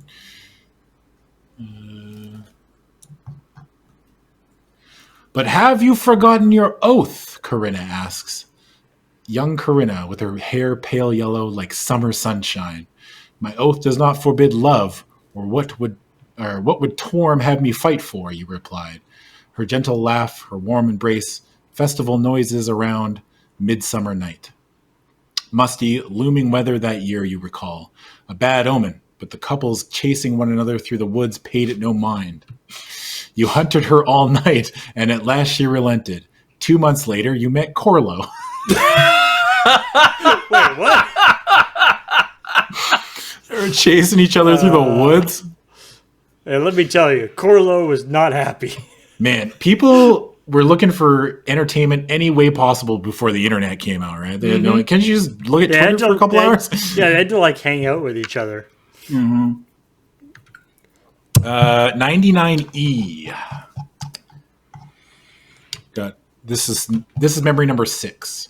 The boy's bruises faded at your touch. How the crowd cheered! You blushed with pride, not humility. The memory shames you now, but pride. Some stammering fool approached, the town's mayor. He called you here. What was the name of the village? No matter. To heal the boy who was run over by an ox cart. A nuisance, he thought. Then the fool had to make a long speech, laying on of hands, gratified to witness this miracle. Accept this token of our eternal gratitude. And then he handed over a ring of far travel. Good pay for a small job. It will work 3 times, said the crusty village wizard. Three? How you wish it had been 4, but you cannot remember why. And then Corlo came by. It was like, hey guys, how's it going? Shit, it's Corlo again. Stupid, sexy Corlo.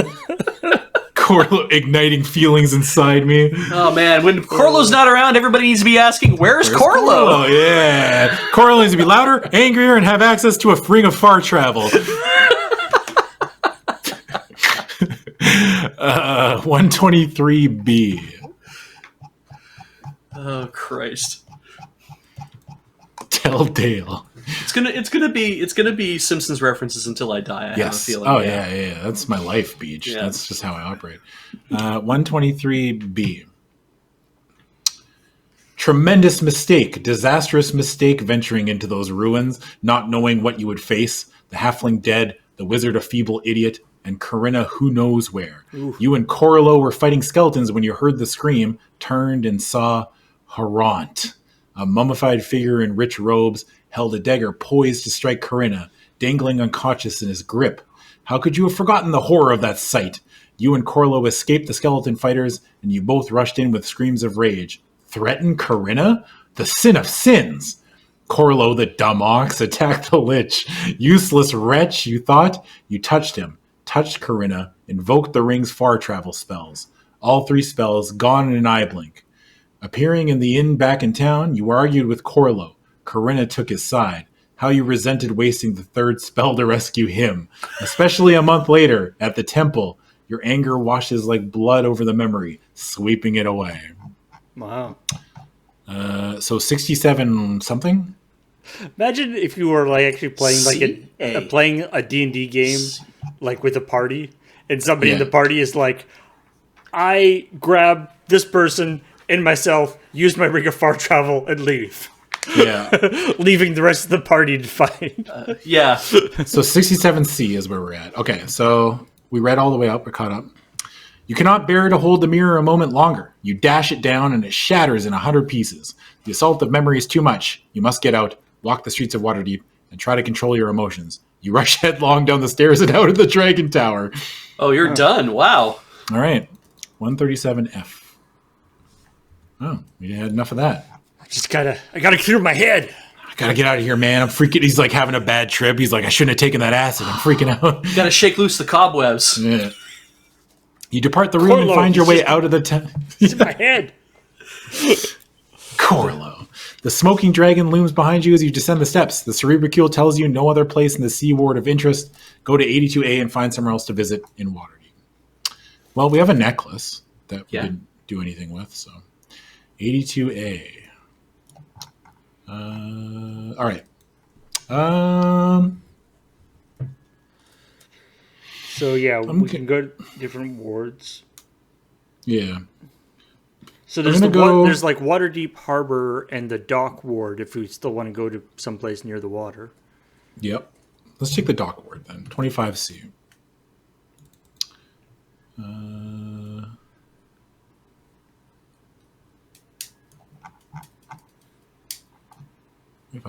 The saying goes, they had a cesspool in Waterdeep, so they put up the docks and made money from it.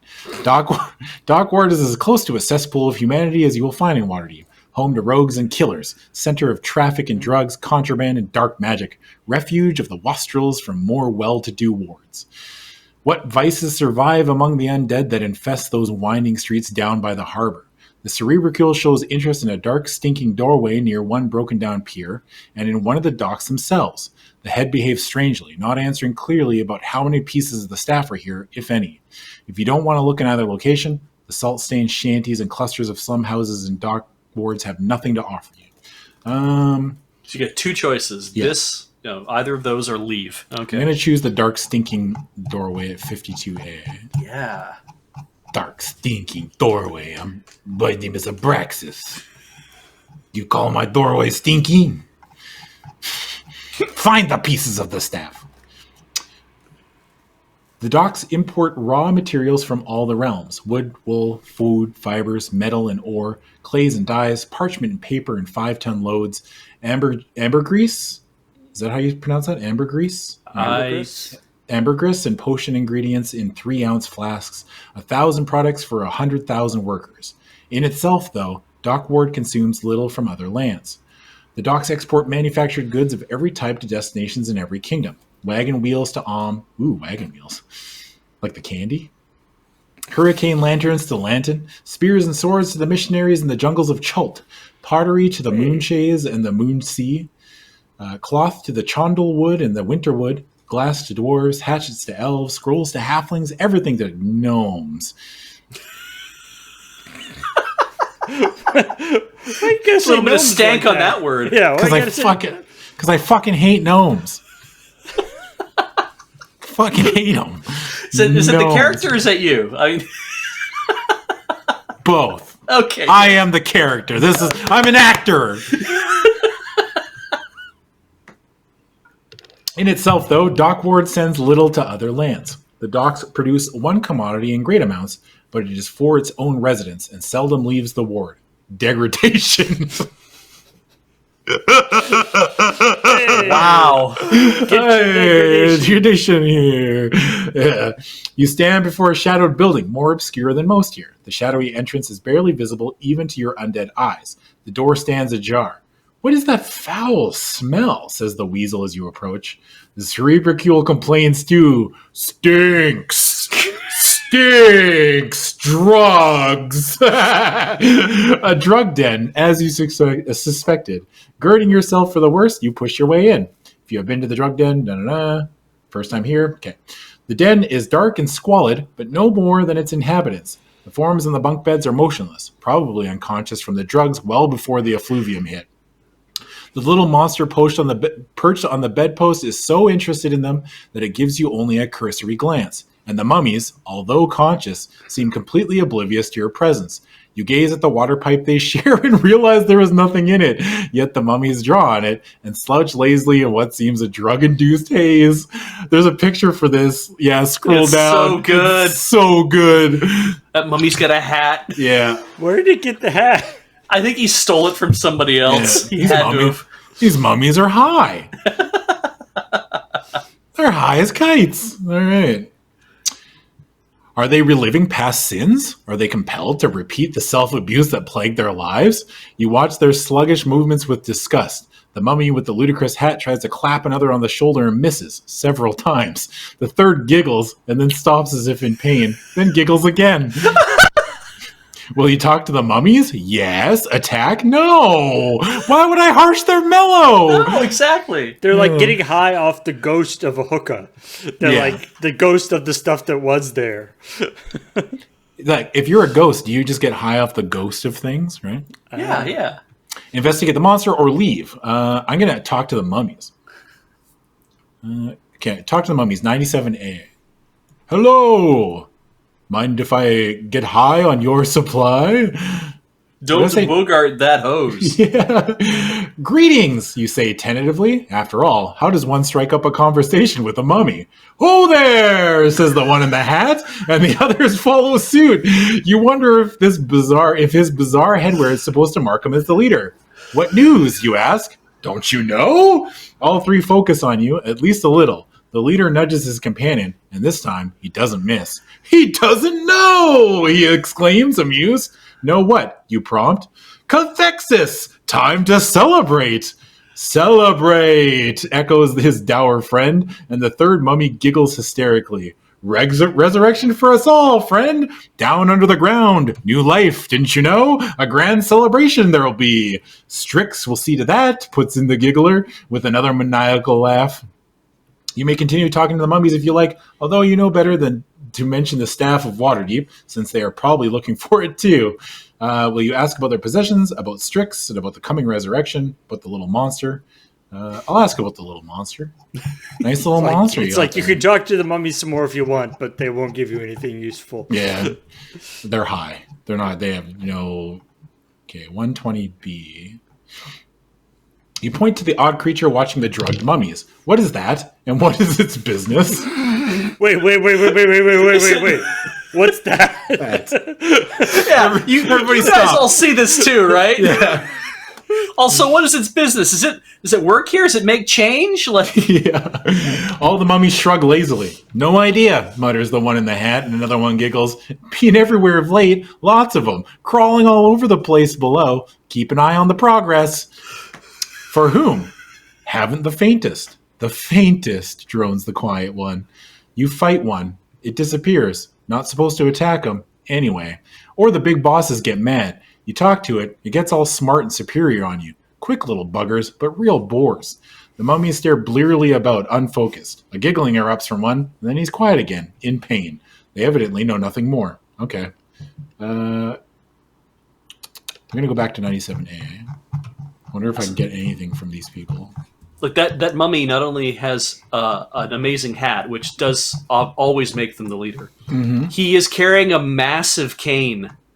Yeah. Yeah. Yep. Okay. I can ask about their possessions. Ask about Strix. Strix will see to that. Yeah.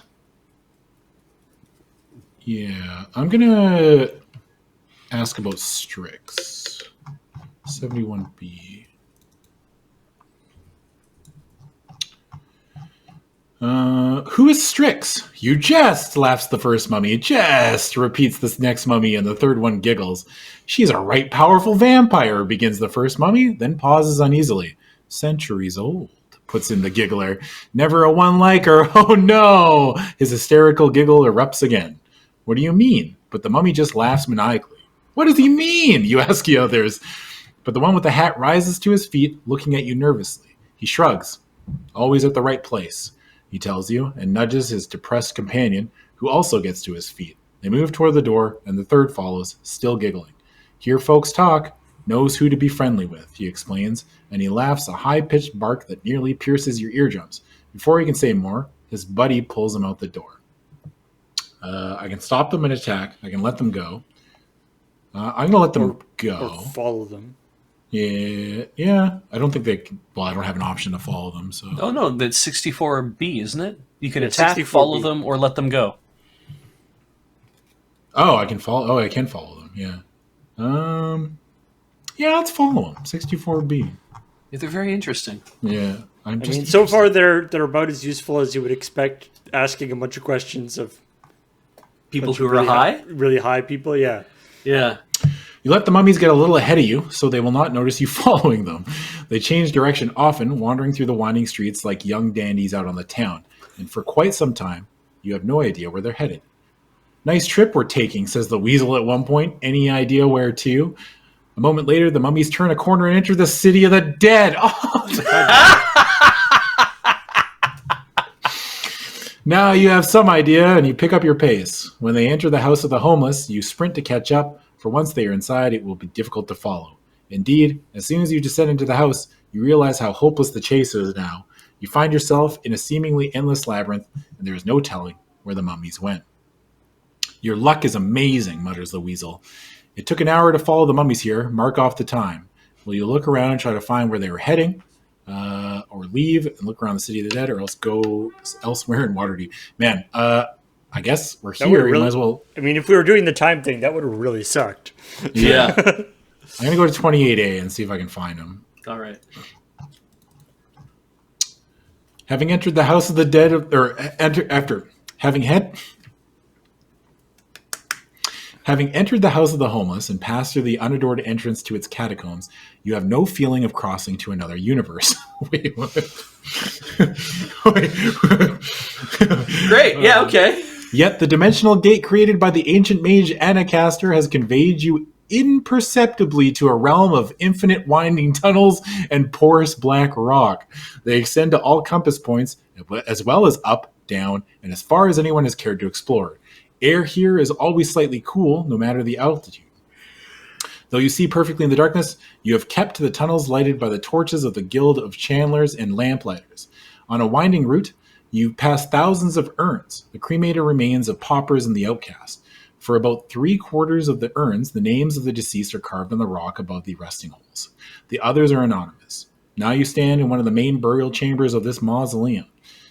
Hundreds of ghostly forms stand in line before you. Their outlines blur, dissolve, and reform with each moment. From your fragmentary memories of dungeon expeditions in life, you recognize these as wraiths.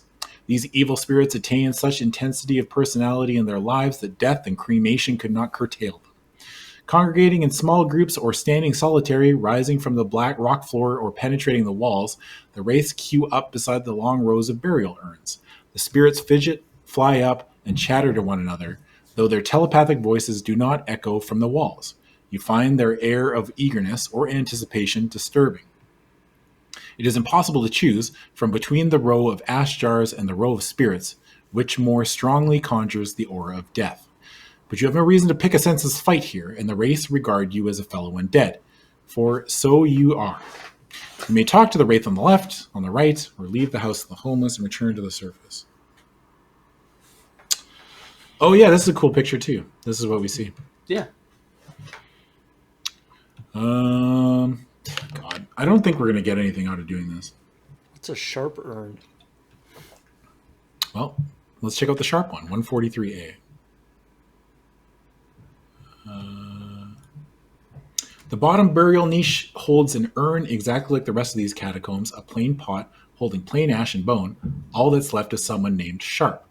Or not quite all that's left, for as you return the burial jar to its niche, a wraith detaches itself from the crowd and drifts towards you. Taking an interest in the sole existing evidence, eh? It asks. Oops, I think I went to... That's Good job. I went to blunt. What was this one? What's the number? This is 143A. Ah. Yes, indeed, that is me, or I. Woonsocket Shop. Yeah, what is this accent? God, I'm so bad at that. Woonsocket Shop at your service. Say, you, master armor-clad and marble-cheeked, you look much like one of those holy terror paladins. Yet you are unrestful like us, or we, eh? That is so. Aha! I thought so. Killed by one of them, were you? Or cursed by some god? I would rather not say. I can spot an undead. I used to run a construction back when the docks were building, and I found it economical to hire a necromancer.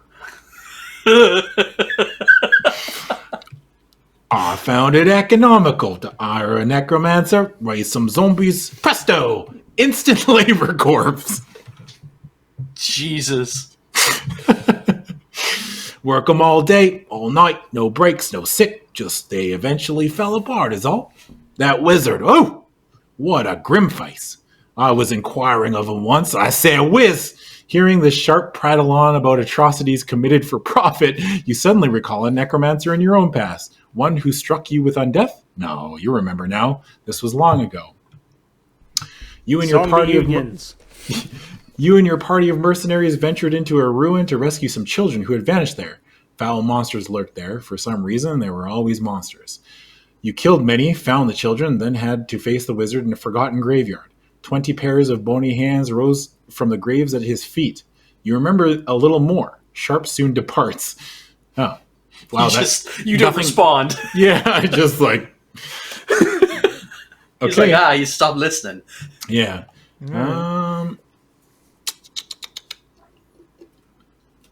That's it, hey. I'll go to. I'm gonna get out of here. 51D.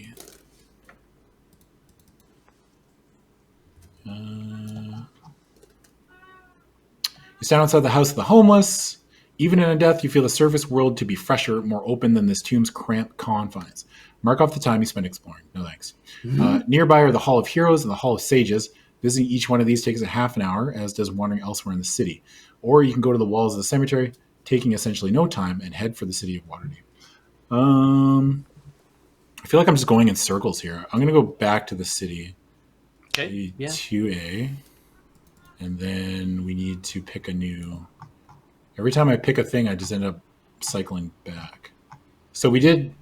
I guess we did do both. Yeah, there was one other thing in the dock ward. Yeah, we did the C ward, and then, if you go to the dock ward, there's that other place. And theoretically, there was more stuff to investigate in that den of weirdness. Yeah, I'm going to go back to the dock ward. All right. 25C.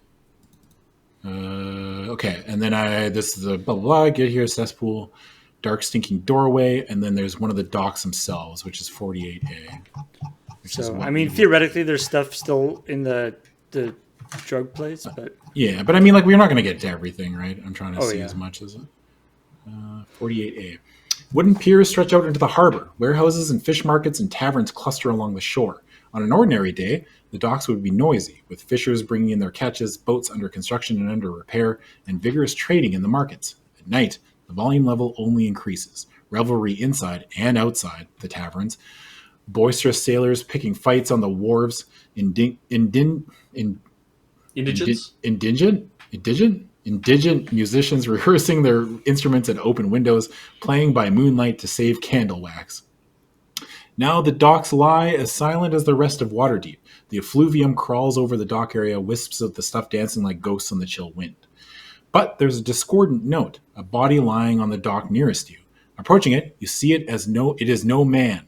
Its pallid complexion, twisted features, and claw-like fingernails mark it as a ghoul. Charming, says the weasel. Looks like someone besides you wants to take the occasional jab at our undead friends. Okay, so I can look at the dead ghoul. Apparently it's been... Okay, there's a picture. Oh. Holy fuck. Man's got fucking speared. I like that it looks like only the very tip of that thing is like inside him, though. Yeah. It's just like a straight up Bowie knife right there, too. Yeah, I'm going to... Well, there's so much here to investigate. A bag full of stuff. I'm going to investigate the knife, 67D.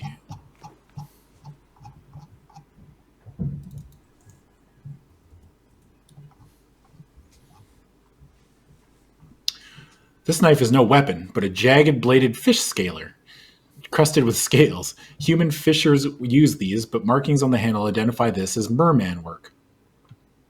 Just to be sure, you hold the cerebicule close to the thing. The shrunken head sniffs once and bellows, "Stinks! Stinks! Fish stink!" The weasel pipes up. Better get that pinhead away from that. Loud enough to wake the dead. Sorry. I'll look at the other objects. 48 apes. Just torturing this poor fucking shrunken head. Everything stinks. It's like... I'm going to investigate the burlap bag, 125D.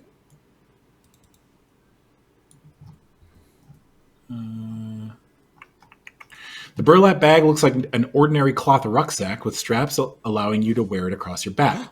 But the cerebicule held before it blinks and sniffs. Magic, it affirms. Bag of holding. A bag of holding? Nice. You recall these devices from your life. Its carrying capacity is amazing. An anvil placed inside one feels like as light as a horseshoe. If you take the bag, it counts as a possession, but you may carry up to 4 more possessions in it for free. They won't count against the carrying limit. Sick. Got a bag of holding. Hell yeah. Yeah. Yes, Mr. Head. Everything stinks. Yeah. I'm definitely looking at the other objects. 48. Well, crystal ball. 86D.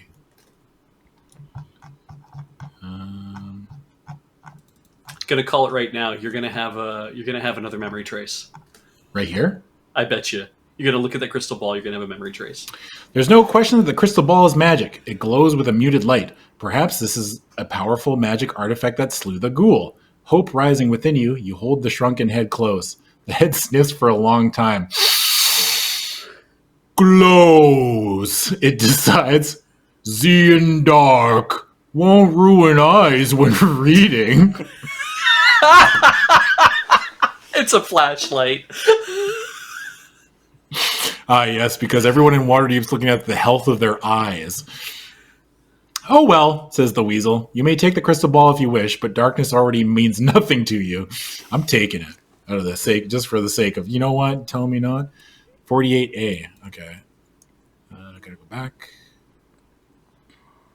I wish there was a faster way for me to do this, but there is not. Spear, necklace, small black pellets, wand. Oh, there's a wand. 97C. A wand.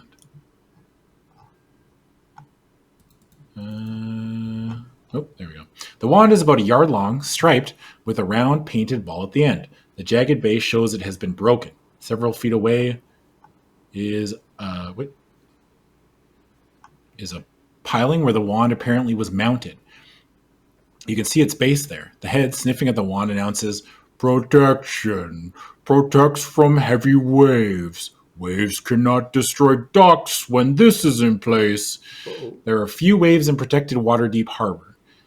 The wand looks old. Perhaps it was mounted after the Night of Black Wind, when a wizard tried to destroy the city with a water spout. I'm not going to take the wand. It's like broken, right? Yeah, 48. We're going back to... God, we're just looking at everything here, aren't we? Let's take a look at the necklace, 124D. The necklace is a thong with a stone shaped like some sort of fish, plain, unornamented, valueless. But the Ceribicule doesn't agree with you. "Enchanted," it says. "Put it on. Breathe water like air." Now, that's handy. If you breathe. When worn, the necklace lets you breathe water just as easy as air. You are actually putting it on before you recall you do not even breathe air anymore.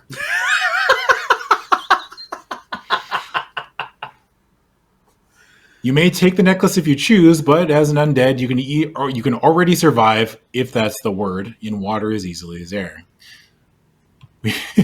So they're just giving us a bunch of stuff that's no good to us. I'm leaving. I'm done with this. Okay. 159D. I think. That was a D. It seems clear that there aren't any parts of the staff here anyway.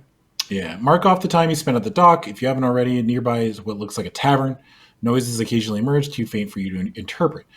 It will only take a half an hour to reach and explore, or you may move a couple of piers down to avoid whatever might be lurking under this pier. What? Then enter Waterdeep Harbor. Go to 94A. Did we already do Waterdeep Harbor? No. Yeah, we did Seaward. Okay, let's go to the harbor then, I guess. 94A. All right. All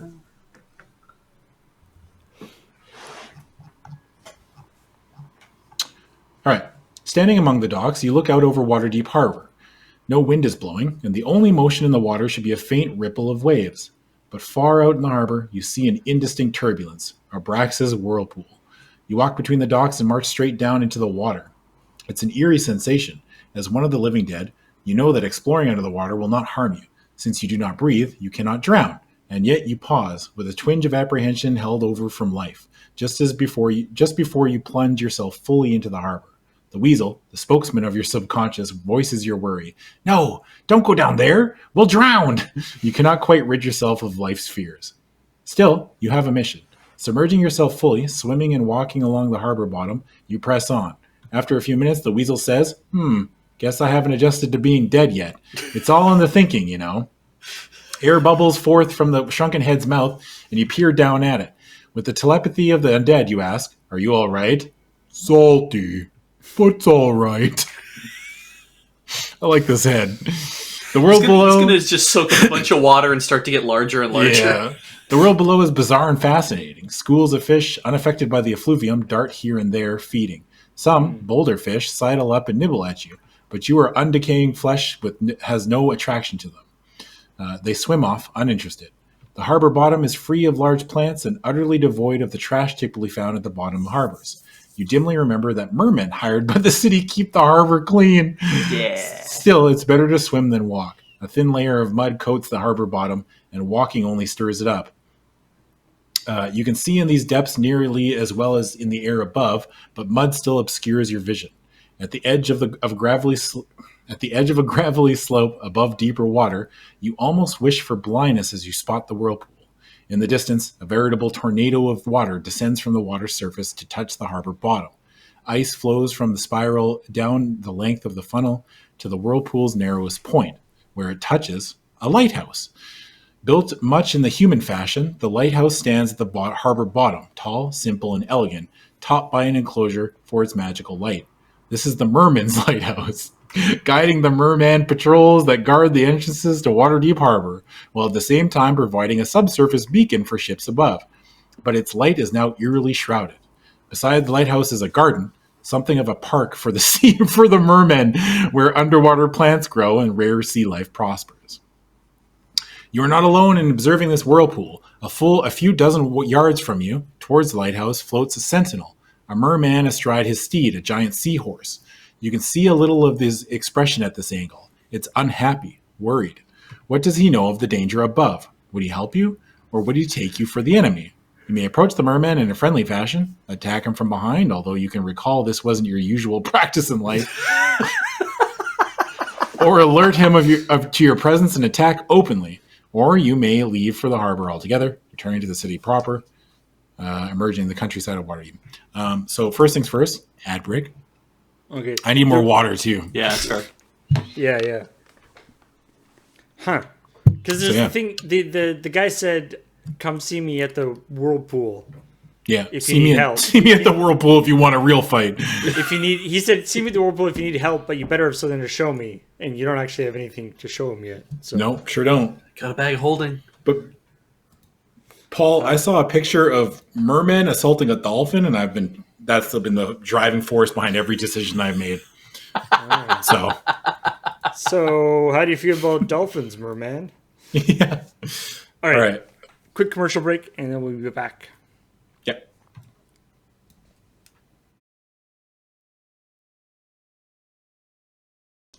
Hello. Welcome back.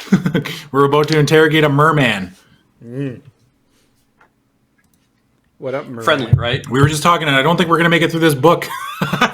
We've got an hour left, and we haven't even found a single piece. Yes, the merman. He's like, I have 7 pieces right here. It's like, oh shit. Yeah. But first, you must give me a sensual massage. Oh. I mean, he's got kind of a nice butt, you know.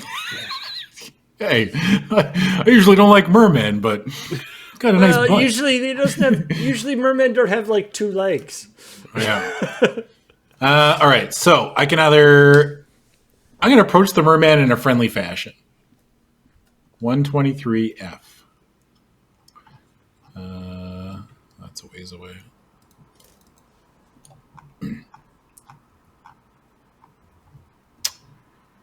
As you carefully and obviously move into his view, the merman whirls his sea steed around and glares at you. His heels dig into the seahorse's scaly flank, and he raises his harpoon to attack. Do you wear a speaking stone? If so, what does 60 Uh-oh. There was there was like a bunch of stuff by the dead merman upstairs. I want to fight. We're in danger. Okay, 44B. We don't have the speaking stone. You gesture for the merman to hold his attack, and you plant your sword point in the muck of the harbor bottom. The merman looks at you incredulously, considers your action, and he charges. This is a fight to the death. The merman and his steed are faster than you, so escape is impossible. Conduct the fight using the merman statistics from the combat page. He has 16 unlife points, though he is alive, of course. His steed has 22 unlife points. I don't want to fight his horse. If you reduce the merman to 6 hit points or less, he falls back, but his seahorse proceeds to turn its back to you and thrash you with its tail. The merman returns to the fight if the seahorse dies. The seahorse will not flee. If the merman survives and reduces you to 6 unlife points or less, go to 51C. If you win, return to 948 to look around, or you can leave the harbor altogether. Okay, so we have to fight the merman. Great. And his horse. Fuck you and your horse. Okay, so the merman has 16 hit points and his steed has 22. I like the horse is just like whipping you with its tail. Mm-hmm. So you don't have to fight them. You don't have to fight them at the same time, at least. No. So I fight the merman first. He has a 7 or lower as a hit, and he does 8 damage. Oof. And 16 hit points. So we need to roll. I attack first because I'm the PC. Mm-hmm. 8. I'll take it. 8 or below, right? Yeah. Nice. And I hit him for 8. Merman goes. Wait, hang on. Misses. I'm the best. Okay. Why? What? Hey, wait, hang on. What? I was going to say, aren't we 7 or below and we do 8 damage? Shoot. Or are we 8 yeah. and below and do 7 damage? Which one are we? You're right. Okay, neither of us hit. Okay. We're 7 or below. You're right. That's fine. It's like the fight hasn't started yet. Fuck, Beej. I don't want chat to lose their I mind. invited you around for jokes, funny man, not fucking rules. I want you here to laugh. I don't want to fucking hear like, actually, the integrity of the stream must be upheld. I attack. I reroll. Cock dice. Fucking 8. Fuck. Okay, merman attacks. Cock dice. Cock dice. I'm taking it. What? Yeah. Okay, Eat we both shit, missed. merman. Yeah. I attack. Fuck. Merman attacks. Fuck. Okay, I take 8. Jeez. Okay. I'm at 23. Ooh. So That's if you pretty get bad. if you get to 6 or less, it does something to me. So I kill in 2 hits, though. So I attack. Yeah, you do. I hit. Okay, I hit for 8. Merman attacks. Fuck. Okay, I'm at 15. I attack. Uh-oh. Merman attacks. Oh. I'm at 7. I'm at 7 health. if it's wait, he's not going to reduce you to 6. Yeah, he's just going to kill me. Yeah. Well, we'll just say he reduces me to 6. We'll put myself at 1. Okay, I attack. What is this dice, man? Yeah, I kill him. Okay, Nice. merman That's dies. good. I have to fight the horse now. Did you kill him or did you just reduce him to 6 points or less? I killed him outright. He only had 16 hit points, so I kill him in 2 hits. Oh no. Merman's dead. On the bright side, the horse is a hit on 5 or lower. Ooh, okay. And That's good. It only does 5 damage. Trying to All right, so I attack the horse. I hit. Hell yeah. So the horse is at 14. He's Yes. giving you a tail whip. Horse goes. Misses. Sick. I go. I'm the best. Horses need. I need to hit the horse one more time. Horse goes. Misses. It's 5 or I'm the less, best. right? Yeah. Yeah, 5 Yeah, or less. nice. I go. Nice. Yeah. Horse dies. Okay, we're good. We're good. We're good. We're good. Stuff. Combat Master Adam Sabadan. What are you at, 7? Yep. Oh, I guess we just we should have just ganked that guy from the back, I guess. Does anyone remember what page we were on? Oh, it For tells this me. 94A. Okay. 94A. All right. So it's dead. Oh, I need to figure out. There was something I had to do.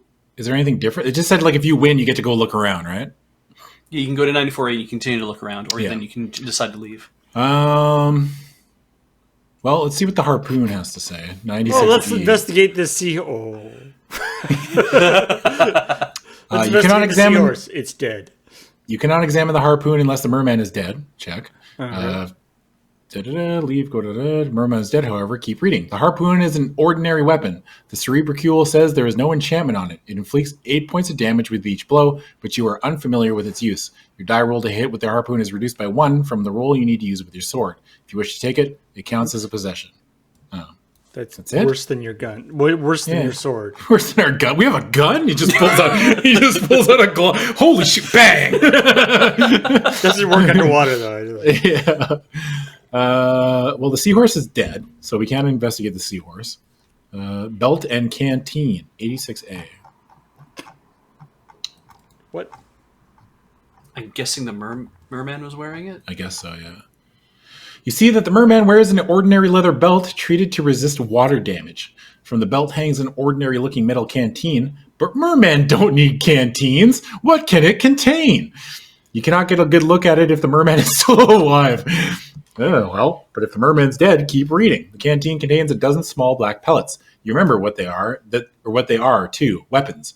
Magical weapons. A merman warrior flings a handful of these at a foe and they explode, automatically inflicting damage. There are a dozen pellets here. To use them during combat, fling one or more instead of swinging your sword. They explode and your enemy loses 1 unlife point for each pellet you throw. You may throw up to 8 at a time. Keep track of how many you use. Oh, they just don't... It's just insta-hit. It's just instant... I have 8 of them? It's a magic arrow, yeah. Oh, there's a dozen. I have 12 of them. Yeah. Sick. You can throw up to 8 at a time. There were some black pellets up with the other guy. Yeah, that's true. Okay, we're going back to 94A. Okay, let's check out the lighthouse. 100A. You approach the Merman's lighthouse beneath Waterdeep Harbor. Although maintained as a beacon for merman patrols, no light issues from it now. Instead, you just become an instrument of your undead enemies. A gigantic whirlpool writhes and roils next to the lighthouse, stretching from the surface to the structure's base. Great flows of ice whirl down its length. As you watch, one great chunk of ice strikes the lighthouse and explodes. Pieces tumble in all directions. And standing on that flat roof, the lighthouse is Abraxa, your so-called patron. Even from here, you can see the Lich gesturing, directing the whirlpool. All Abraxa's attention is on the whirlpool. You can probably move about in the water beneath the tower without being discovered. Probably. The lighthouse tower has an entrance at the bottom. An entrance Throw some rocks at him. An entrance not made for humans, but round, better suited to a swimming entry. Above it, a railing girdles the tower. Nearer to you, 3 objects float unsupported above the harbor bottom. What holds them up? You may swim up to the lighthouse's roof to talk with Abraxa, leave this area, or investigate the cluster of floating objects. Or you may look around, but you cannot examine the first 3 items on the list until you go to 83E. Okay. The 3 items that are floating also, there's like the shape of a person, which I feel like they kind of buried the lead on that one. Yeah. If the picture is anything to go by. I feel like going here and Abraxa's like, what the fuck are you doing here? You know what I mean? Like this is where you're supposed to go once you like have some stuff. Yeah. I can't check out all the stuff until I go to 83E. So let's go to 83E first. All right. 83E. You cautiously approach the cluster of floating objects. After a moment, you realize that they're not just floating. They're also supported within a shape, a translucent shape you can barely distinguish from the surrounding water. The shape is large but humanoid and made entirely of water. A water elemental. Ooh. You remember from life, without context, meeting some of these magical beings composed of pure liquid. Without context, yeah. Life without context. Yeah. Good or evil. Their personalities differed as much, one from another, as any 2 human beings. As you regard this one, it weakly lifts its globular head to gaze at you. Will you attack, talk to it, ignore it, or simply reach inside for the treasures it contains? I feel like that would be considered rude. Yeah. Hey, man, what the hell? Yeah. Let's try talking to it. 37A. Please buy me a drink first. Or whatever the water elemental was. Yeah, I was going to be like... What an opening salvo. Okay, you ready for this? Who are you, sad creature? Yes. Why diplomatic. Why do you lie here, weak and in the shadow of great evil, so far from your native plane? Like, I think you pretty much just answered your question. The elemental stirs. Its voice, a deep but pained bass, resounds from the white gem inside it. I am a prisoner, it moans. Far away, in the seas that birthed me, I was powerful, a ruler of my kind. but that dark wizard, it gestures feebly at the lich on the tower, summoned me and many more of my kind, bound us and used our energies.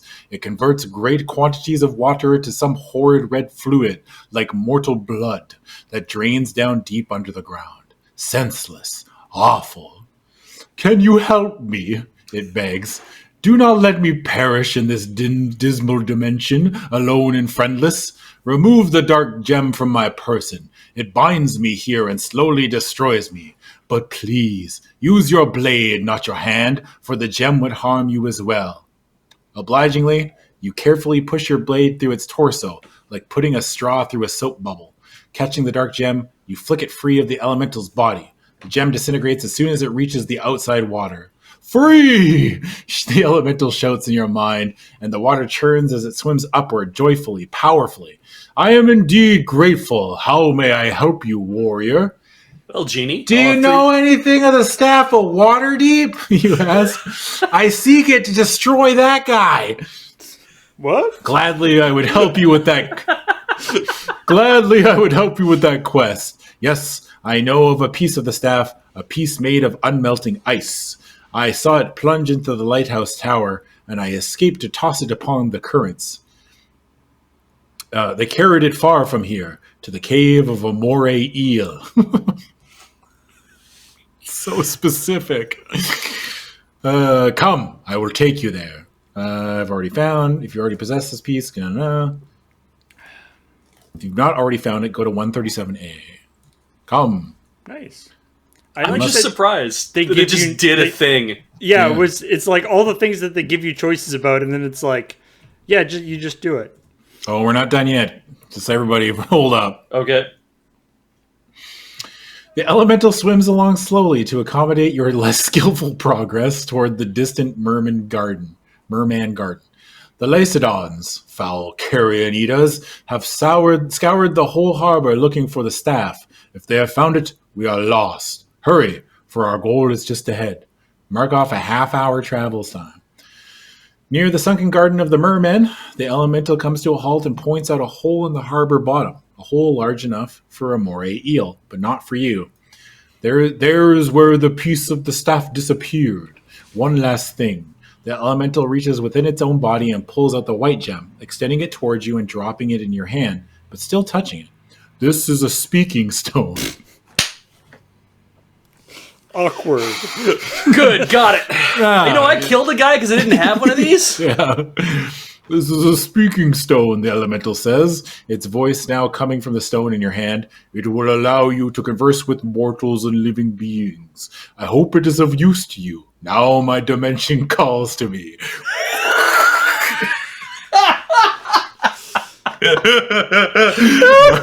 My home dimension calls to me. I must go. With that, it disappears. If you already had a speaking stone, another will do you no good. If you don't have one, you may take this one. It counts as a possession. Now the moray eel hole gapes before you. You can sense life within it, probably the eel.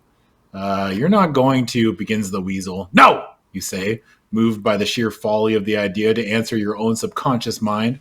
A moray eel could bite your arm clean from your body. But you could, at less risk, probe with your sword, or you may investigate the nearby sunken garden.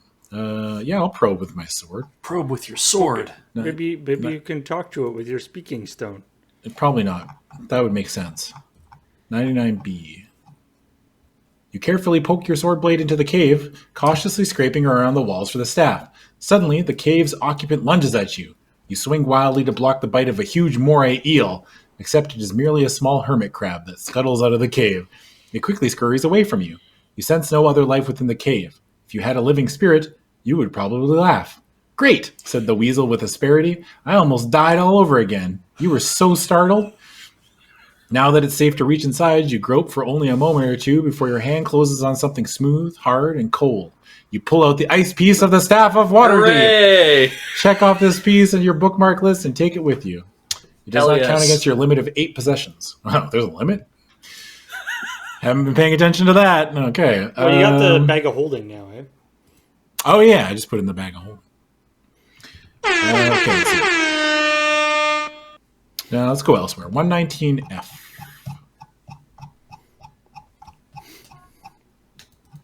119. F. Mark off time to expand exploring here. If you haven't already, from here you can see the merman's sunken garden. You can go back to the city or ride the swift harbor currents on a rapid journey to the countryside. Woo! Let's go back to the city. 82A. All right. Okay. Okay, so we've done Seaward, Harbor, Dock Ward. We've done the Dock right? Ward. We went to the Dock Ward, and from the Dock Ward we went to the Harbor. Yeah. Okay. I'm going to go Southern Ward, 71A. I think there's the North Ward and the Southern Ward. Mm-hmm. Right, yeah. They didn't do it Northern. In the Southern Ward, one of the longest streets is Caravan Street, which ends in Caravan Court. And nearby are Coach Street, Carter's Way, and Coach Lamp Lane. Yes. Even visitors of style here. Yeah. Even visitors of short acquaintance with Waterdeep can guess where the stables are. Too poor to afford the noble villains of North and Sea Wards, too moral to tolerate the decay of the docks, the honorable poor of Waterdeep squeeze into Southern Ward. They cater to the caravans entering at South and River Gates. They run small shops and manufacture small goods. They sell to each other and eke out a narrow living. Yet the atmosphere in Southern Ward is homey, peaceful, and friendly. Buildings are clean and freshly painted. Some citizens who gain prosperity above the norm here, such as wizards and guild masters, live on in the ward, held by friendships and long tradition. Now zombies and specters roam its streets. What misfortune befall these people who can afford little misfortune? That stuff about it being homey, peaceful, and friendly is probably not the case at the moment. Yeah, a little less so. In Southern Ward, the Cerebricule takes special interest in the home of the wizard Capian Flurmaster, an unusually rundown tavern called the Full Cup. And in an unusually rundown tavern called the Full Cup. There is at least one piece of the staff in the ward, perhaps more. I'm going to go to the wizard home. Yeah.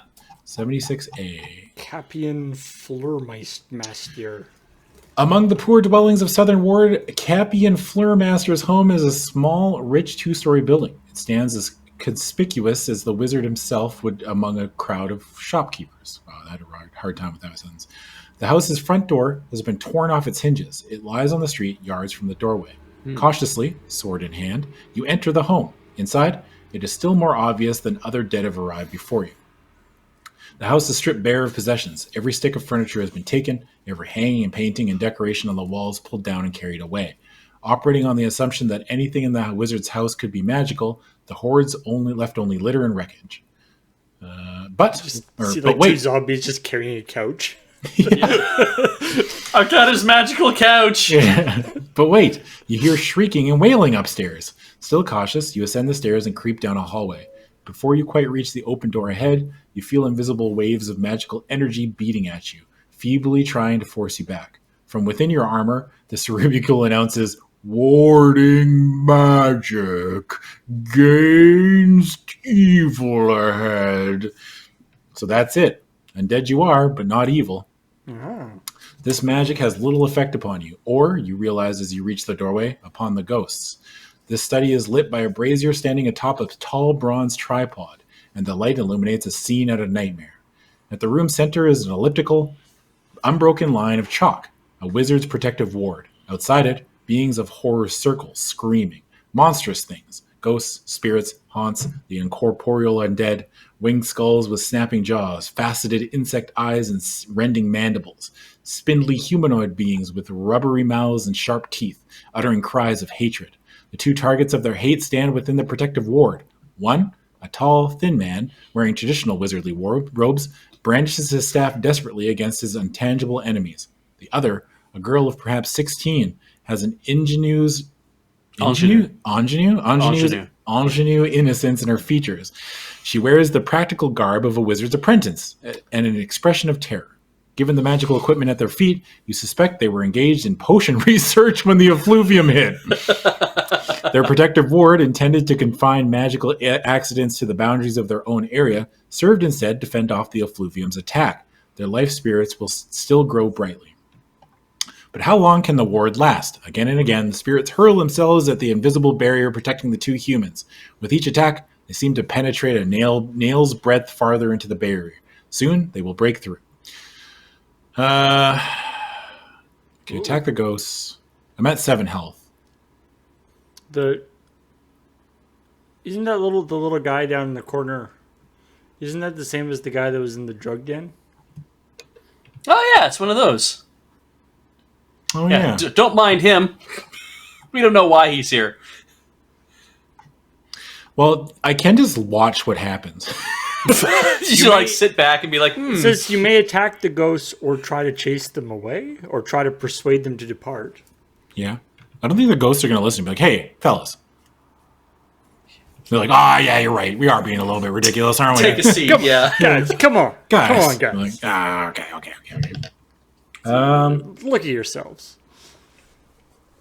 I mean, I'm going to watch what happens. Give it a shot. 122E. You're just going to stand back? Yeah. All right. 122E. That's the spirit. Okay. The ghostly spirits smash through the invisible barrier and swarm over the 2 humans, clawing, biting, and grabbing. Within moments, the 2 humans collapse to the floor, brought by ghostly touches to death of old age. Each looks 200 years old. Abruptly, with a soft pop, the brazier disappears. Guess where some valuable trinket was, the weasel murmurs. Probably gone on to some new caretaker. I think maybe you should have helped the humans. Not that you ever listen to me, of course. No, don't listen to the weasel. Shrieking with joy at their momentary victory, the ghosts, spirits, and haunts dance around their fallen foes, then fly upward through the ceiling into the sky beyond. Mark evidence box D on your bookmark. Cool. Well, we're going to loot their bodies. 76A. Eh? What's evidence box D? I wonder. So there was something good there? Yeah, probably. Yeah, probably. Hey, look. Some things are just not my fight, especially when I have 7 health. That's fair. You know? Yeah, I wonder whether there's some like healing or whatever the opposite of healing is. Okay, let's start with the big thing. Let's start with the wizard's staff. 113D. Oh, I wonder if Abraxa can unheal you. Oh, yeah. The wizard's staff is plain wood. You cannot look at it in detail or use the cerebicule, or you can't use the cerebicule on it unless you're within the protective circle. If the 2 humans are still protected by their circle, stop reading here. Blah, blah. If the humans are no longer protected by the circle, you hold forth the shrunken head. It sniffs at the staff and announces, "Sophisticated magic, some kind of guarding spell." Yeah, I'll take it. What do you think? I'm going to stop? Go to 106D.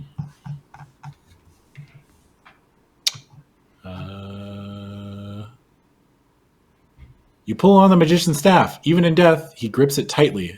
But you give it a powerful yank, it slips free and explodes deafeningly, driving splinters of wood into your body and battering you.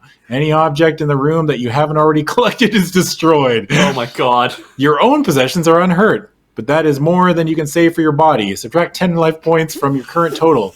If you have run out of unlife points, your mission has failed. Fuck! If you still cling to this post-mortal coil, you're too shocked to do anything but stagger out of the house. You gonna save scum? To be fair, I did deserve that. Yeah. I watched them die, and then I was like, hey, wizard staff! Protective... shut up! Protective mat. Shut the fuck up. I'm grabbing staffs here. All right. Watch this shit. Let's pretend I lived. Okay. Because we're almost done anyway. Pretend you lived, or you want to roll back to try to save? No.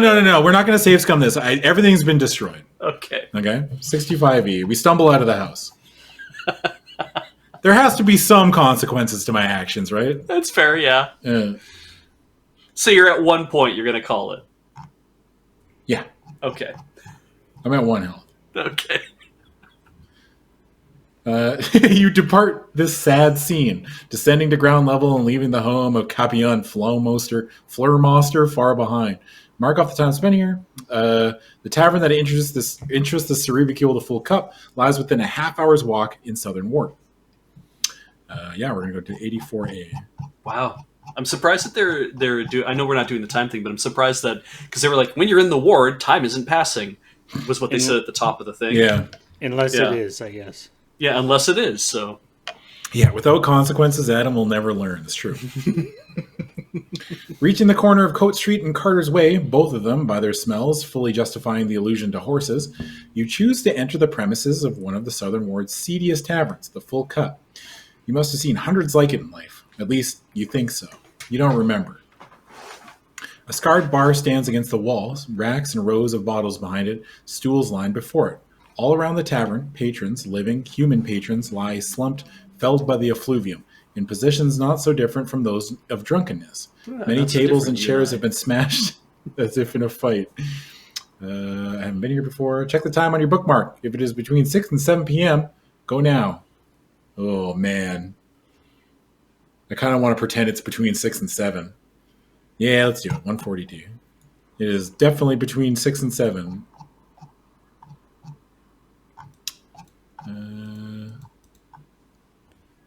Cerebicule, you say. What prompted your interest in this tavern? There is nothing here. The shrunken head sniffs the air, while you look at the human patrons twitching in nightmare sleep at their tables. Vampire was here. Big fight with ghouls over some powerful magic. Vampire left before sunrise. You have missed your chance to obtain whatever it was the vampires and the ghouls fought over.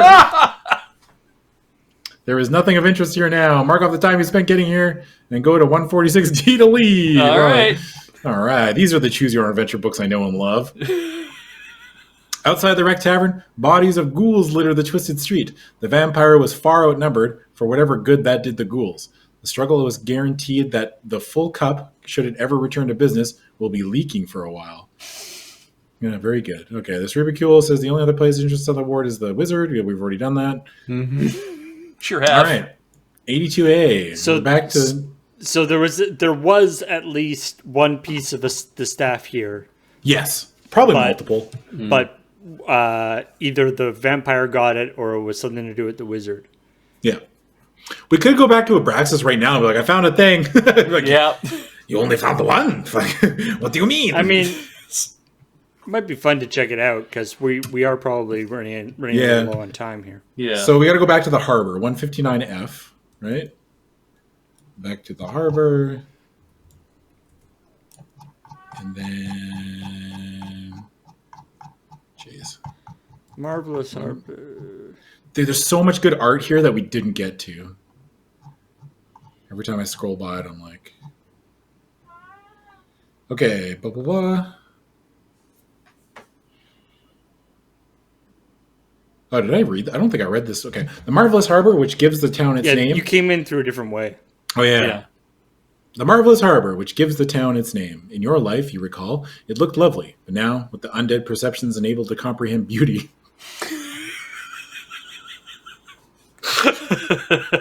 your undead eyes not being able to appreciate art,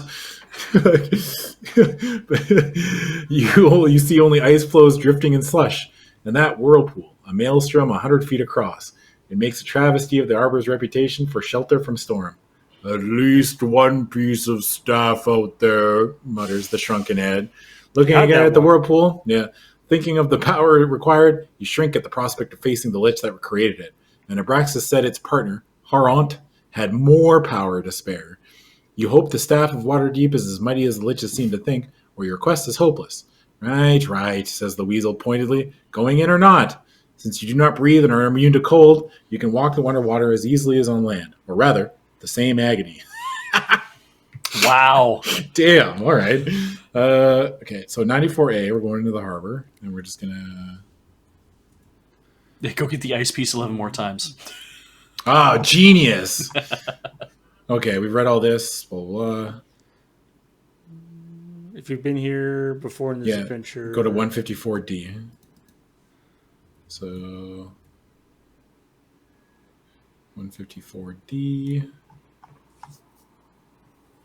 The harbor as much as you remember it. Good. There's a dead merman. There's a dead seahorse. There's a Tiny hermit crab that you kicked out of its house. Merman's lighthouse still stands. Investigate the lighthouse. Sunken Garden. Head back to the city. Choose another goal. Leave the harbor in the nearby dock of the warning, or ride the rapid water. Yeah, okay. Oh no, wait. So it's investigate the lighthouse, I guess. Yes, 100A. Yeah.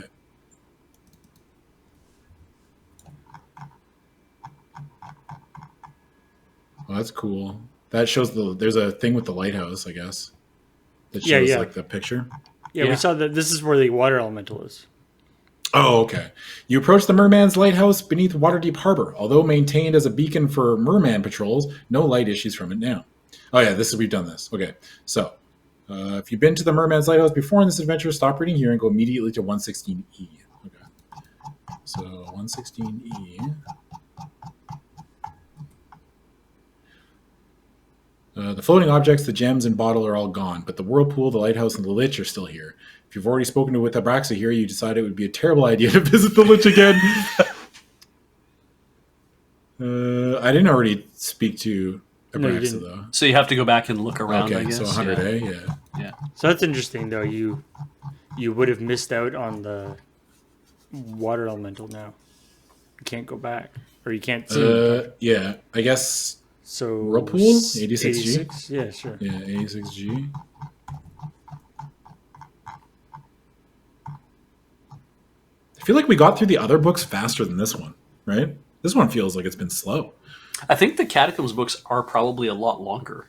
Yeah, they are. I mean, it's just... But I mean, like, even Fairy Mound, we got through at a reasonable pace. Maybe I was just... Well, because we didn't really finish it, right? Like we got to the point where if we had a present, we would have probably been very close to finishing the game. Yeah, but because we didn't find the present. Yeah. I mean, it's sort of the same as this. I think they're structured probably the same way, where like you can go to the end at any point. Mm-hmm. But if you don't have the stuff, then you're not going to be able to succeed. Yeah. As you get close to the whirlpool, you suddenly find yourself seized by its whirling currents. You are pulled in, around and around, and then down, spinning into dizziness and blackness. Go to 122B. That intro was a lot, yeah. 122. I think this has been good, though. Yeah. I agree. So much more to find. You plummet through cold air and strike warm water. Pulled under at once, you stretch out arms and legs, fighting panic. If I hit a wall, you think, I'm finished. You flounder to the surface, hit a rock, slide free into the hard rapids, twist and turn, and struggle to make sense of 100 different glimpses of the tunnel. Probably dark, you think, although in Undeath, light and dark are alike to you. You catch a view of unnaturally smooth, circular walls. Then the current pulls you down again. Thudding against the river's bottom, you feel thankful, almost, as that you do not breathe. The river eventually widens, its slope flattens, and you can stay afloat. The water is growing warmer now and thickening. You may actually note its dark color and recall its taste. The weasel states that you dare not think with your own conscious thoughts. This isn't water, is it? The skull asked matter-of-factly. It's blood. As you sweep farther down the smooth tube of this tunnel towards the artifact that can destroy Waterdeep, you feel a stab of fear, and like the river of blood, the fear thickens and grows as you head deeper underground. Go to 120A. Oh, you got sucked down like underground. Yeah. Wow. You lost track of time. You no longer have to keep... Yeah. Yeah. You lost track of time. You no longer have to keep track of time remaining on your mission. Floating like driftwood on the sluggish river of blood, you see the walls of the tunnel grow tougher. For a while, you were starting to think something had burrowed it out. The tunnel becomes much larger above and ahead of you, wider than the high road in Waterdeep. The ceiling may be 100 feet up, possibly more.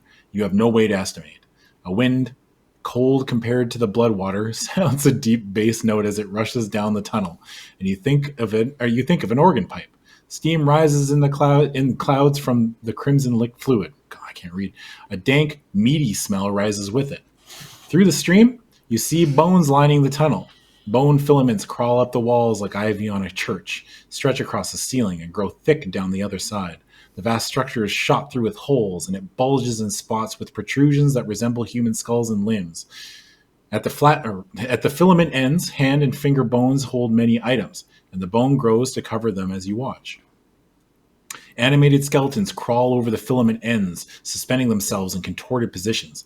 Wraiths, insubstantial spirits, now barely recognizable as human, wrap their ectoplasm around the skeletons. They chant words you cannot understand. The skeletons melt, flow, and merge with the larger framework, binding the wraiths with them. It's built of undead, you realize tardily, astounded. Thousands of skeletons. Tens of thousands. It's Still made of flowing meat. fast. The river carries you past acres of skeletons. Bones extend as far as you can see. What can this be, you ask yourself? Is it some kind of shield guarding the artifact? Your subconscious, though, already realizes the answer you cannot face. Even the weasel sounds impressed as it says, this is the artifact. Part of it, anyway. Dwarfed by the structure's size, a peculiar creature hangs from the bone framework, gazing with as much curiosity as your own. You're being carried along quite rapidly. If you want to halt here and take a look around, will you try to grab onto the long filament reaching into the water at your right, run aground on the bony island ahead, or ask the strange creature for help? I thought this... Scroll down a page, Adam, and you'll see the art. Did we miss the part where it's like, go talk to the wizard? Nope. Go talk to the lich? I think Like, that's we because seem to we be- probably would have had to have gone into the lighthouse to get to the lich. Isn't that what we did? No, we went to look at the whirlpool, and when we went to look at it, we got sucked into it. Yeah. Oh. So really, I didn't even talk to the lich. I just pieced up. They're like, It's this is like endgame now, right? yeah. Probably. I'm gonna. It's Well, like- olive branch has got to be helpful, right? Yeah. In our time of need, olive branch, Hunter B. It's like, That you weird think you can fucking defeat imp is me? there. I have one piece of the staff. That's You don't not realize right. how fucking hard it is to read for like 3 hours straight? Oh, tough. I know. I'm fucking dying, dude. Okay, Hunter B. Hunter B. How incongruous the olive branch, symbol of peace and life, looks in the grip of death. Its leaves, you notice, are wilting. Small wonder. Branch of immortal olive tree, explains the shrunken head. Branch of immortal olive tree, explains the shrunken head. Prolongs life, preserves good health. Not here it doesn't, notes the weasel. Much magic, but fading.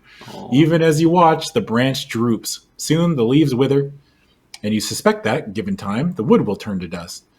At the merest touch of your finger, it crumbles. The unlife forces that surround it, including your own unlife, are simply too much for it.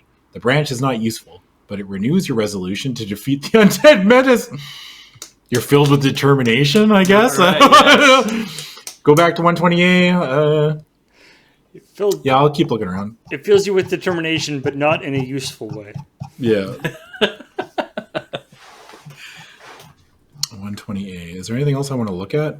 I'll take There's the some upper rings. ring. Yeah, let's go 104C. I won't try to take a look around. I'm assuming I'm going to die soon, so. The ring that is highest up glows slightly on close inspection. The bone that holds it, however, seems almost unwilling to let it go. A round mouth lined with molar teeth appears near your hand, shrieking, "You better in great union, manling! Leave or perish!" Taken aback, you decide to let the shrunken head examine the ring. What the fuck is this? Magic, the head announces. Let's wear Seaver far. What would it, Far that, side. that would indeed be worth the bother. You try with all your strength to pull the ring loose, but no avail. Will you attack the framework with your sword? If not, you may look at the middle. I'll attack. Yeah, do it. 88B. What are you going to do? Kill me? What are you going to do? Kill me? Fuck. You haven't died yet. Yeah, 88B. 88B. Swinging your sword, you strike a heavy blow to the framework near the object you want. The blade sinks deep, but it fails to cut through the bone. You start to pull the blade back to try again. Ah! You cry. The bone is growing around your sword blade. It's trapped. You pull harder, but to no avail. You know you have no chance to succeed without that sword. You brace your feet against the framework, grab a bone strut for support, and ready yourself for an enormous effort. A shooting pain in your hands and feet stops you. Looking down, you scream again. The bone is growing over your limbs. Long white tendrils as hard as rock form a sheath around your legs and one arm. You strike at one of them with your other arm until your fingers break under the stress and your dried blood flies out in a powder. But you cannot stop the quick march of bone up over your shoulders and hips, around your torso, up your neck. A white mass rises over your widened eyes. You find yourself entombed once more, and your mission has ended as it began. Against your will, You emerge into the enormous frame that forms the construct. By the time it rises to destroy Waterdeep, your individuality will be lost, and you will join in the destruction with enthusiasm. All right. Whoops. Well, they did kill me. Like, what are you going to do? Kill me? Seconds before death. Yeah, quoted. Huh. Well, All right. Man, I definitely want to do this one again. I think like we could go back to do like the older books. We can recycle content, right? Yeah. Especially if there's like books that we haven't actually fully finished yet. Yeah. Yeah, I want to see I mean, more of there's- this one. yeah, me like too. we've only scratched the surface. There's like other dimensions apparently that we could have gone to. Yeah. I really want to go back to Fairy Mound too. Fairy Mound was fucking awesome. Oh yeah. I feel like we could probably finish Fairy Mound in a couple of nights. Yeah. All right. Well, I died, but there was some funny stuff that happened. It was kind of Yeah. cool, right? You died, and then also you died from being undead. Yes. So yeah, That was cool. We'll see if there's an opportunity to come back to this one or the other one at some point. But yeah, these are fun. I super like the thing of the like pictures. I mean, not just pictures, but also the picture that sort of shows all the stuff that you can interact with in the world. It's kind of a neat idea. It also helps you feel a little bit more like, oh, there are things here. Yes. And It's they're not just like words, right? yeah, it's like I know there's important stuff. I'm looking at this. What about the mummy that's carrying the cane? I'm like, I wonder if that cane actually was important because I didn't Like- mention the cane, right? Paul, go down to 32B and show people this picture. I want to know what the fuck is going on in this picture. This here? Oh God. So it's zombies have made a zombie ladder, Yep. and they're dragging a human up. You idiot! Grab the legs. Like, And then like you walk in and they all just like look over at stop. you. Yeah. Like, we Nothing- can explain what's going on. I know this Okay. looks bad. There's a lot of situations that we didn't get to that I want to get to. Yeah. Oh, that one's holding the flashlight crystal. Yeah. Yeah. That's the crystal ball. Yeah. Oh, is that the dude that got stabbed by the spear then? I think it's probably just another glowing orb. And there's just like a dead horse in the foreground too. What's Yeah. up with that? I mean, we think that's an orb. That could just be like a tambourine. You could be keeping time. Yeah, he could be. But yeah, I definitely think we'll come back to this one. That was fun though. That was good. Yeah.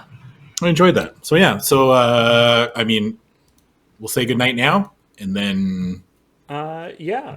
we'll And- do subs and everything afterwards. But once again, I would just want to bring up, once again, as always, this show is brought to you by Wormwood Gaming. Make sure that if you go to wormwoodgaming.com/LRR, use our affiliate code, lets them know that we sent you. And it also gives you free shipping within the US. And if you use the code LRR World, you get $10 off shipping everywhere else. And also, the show is brought to you by you. Your kind support, patreon.com/loadingreadyrun. Also, make sure to go to store.loadingreadyrun.com and buy some of our wares, please. Do we have anything new lately, Beej?